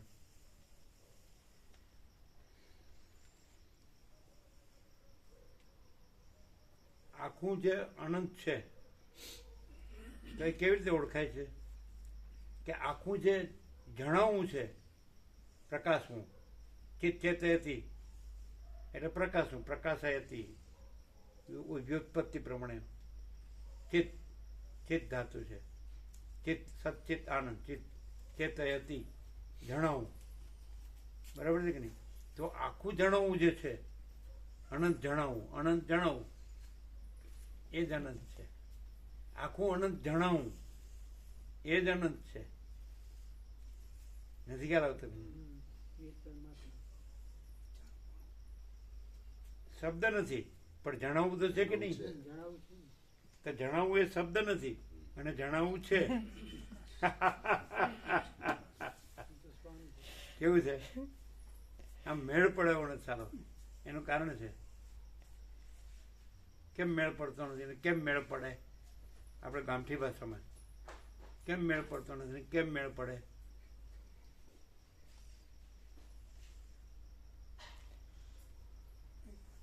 જે આખું અનંત જણાવવું છે કે નહીં, તો એ જે જણાવવું છે એ છે કે નહીં? તો એ આખું અનંત જણાવવું એ આખું અનંત છે. અનંત એક જ અનંત છે. એ પોતામાં પોતે જ છે. બીજું કોઈ નથી, બીજું કાંઈ નથી, બીજું કાંઈ થતું નથી. અનંત અખંડ અભેદ છે કે નહીં?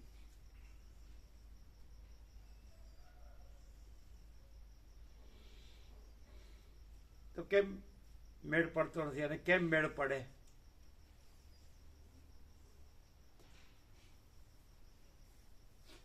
બીજું જે નથી એમાં મેળ પડ્યો છે એટલે નથી એમાં કોઈ દિવસ મેળ જ ન પડે.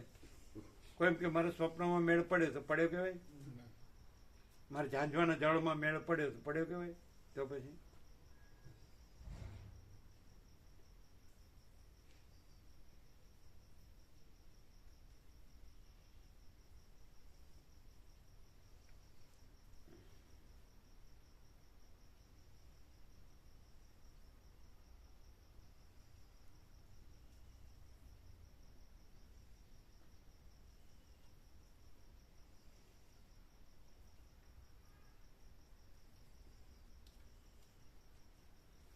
અહીંયા આખું અનંત ખુલ્લું છે કે નહીં? છે.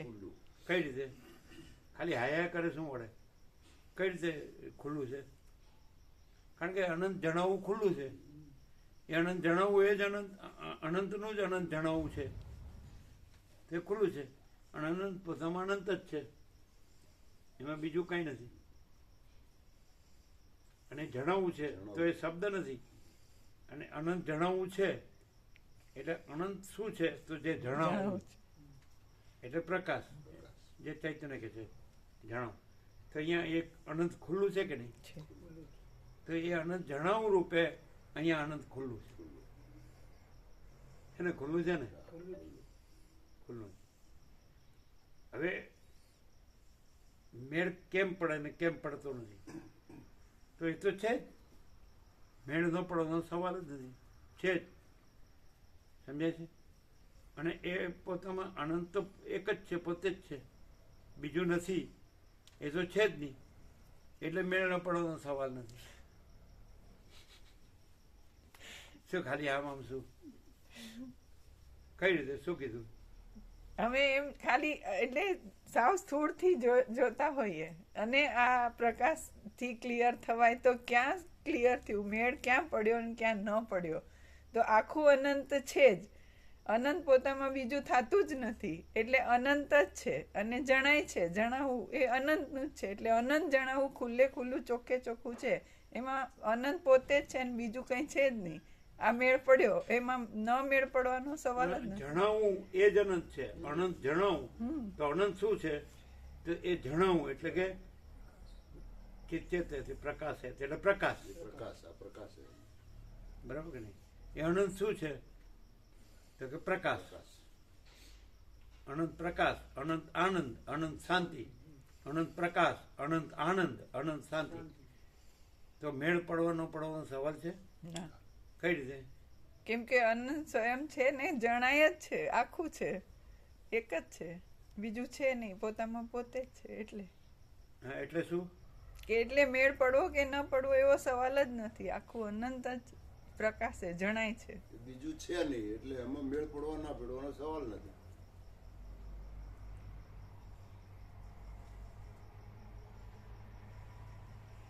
તો આવું તો બધા જાણે જ છે.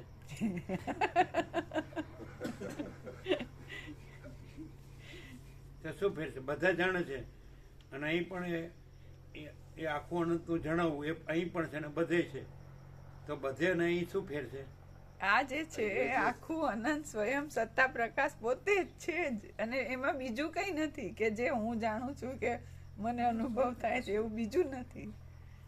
અને બધા બોલે છે તો એ આખા અનંતમાં જે આખું અનંત જણાય છે, સ્વયં છે, એક જ છે ને બીજું નથી. એમાં આ જુદો બીજો હું અને હું ઈ જાણું છું એવી ભ્રાંતિ જોડે.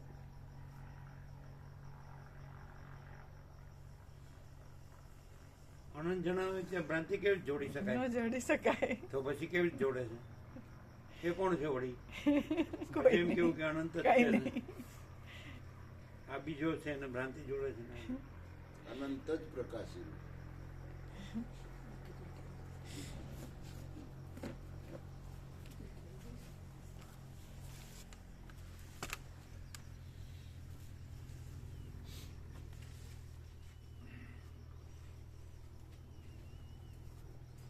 બધા પ્રસાદમાં બાકી છે નહીં?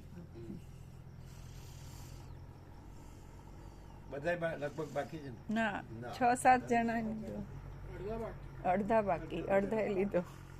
બધાને ફૂલ આપો છો ને? ફૂલ હોય.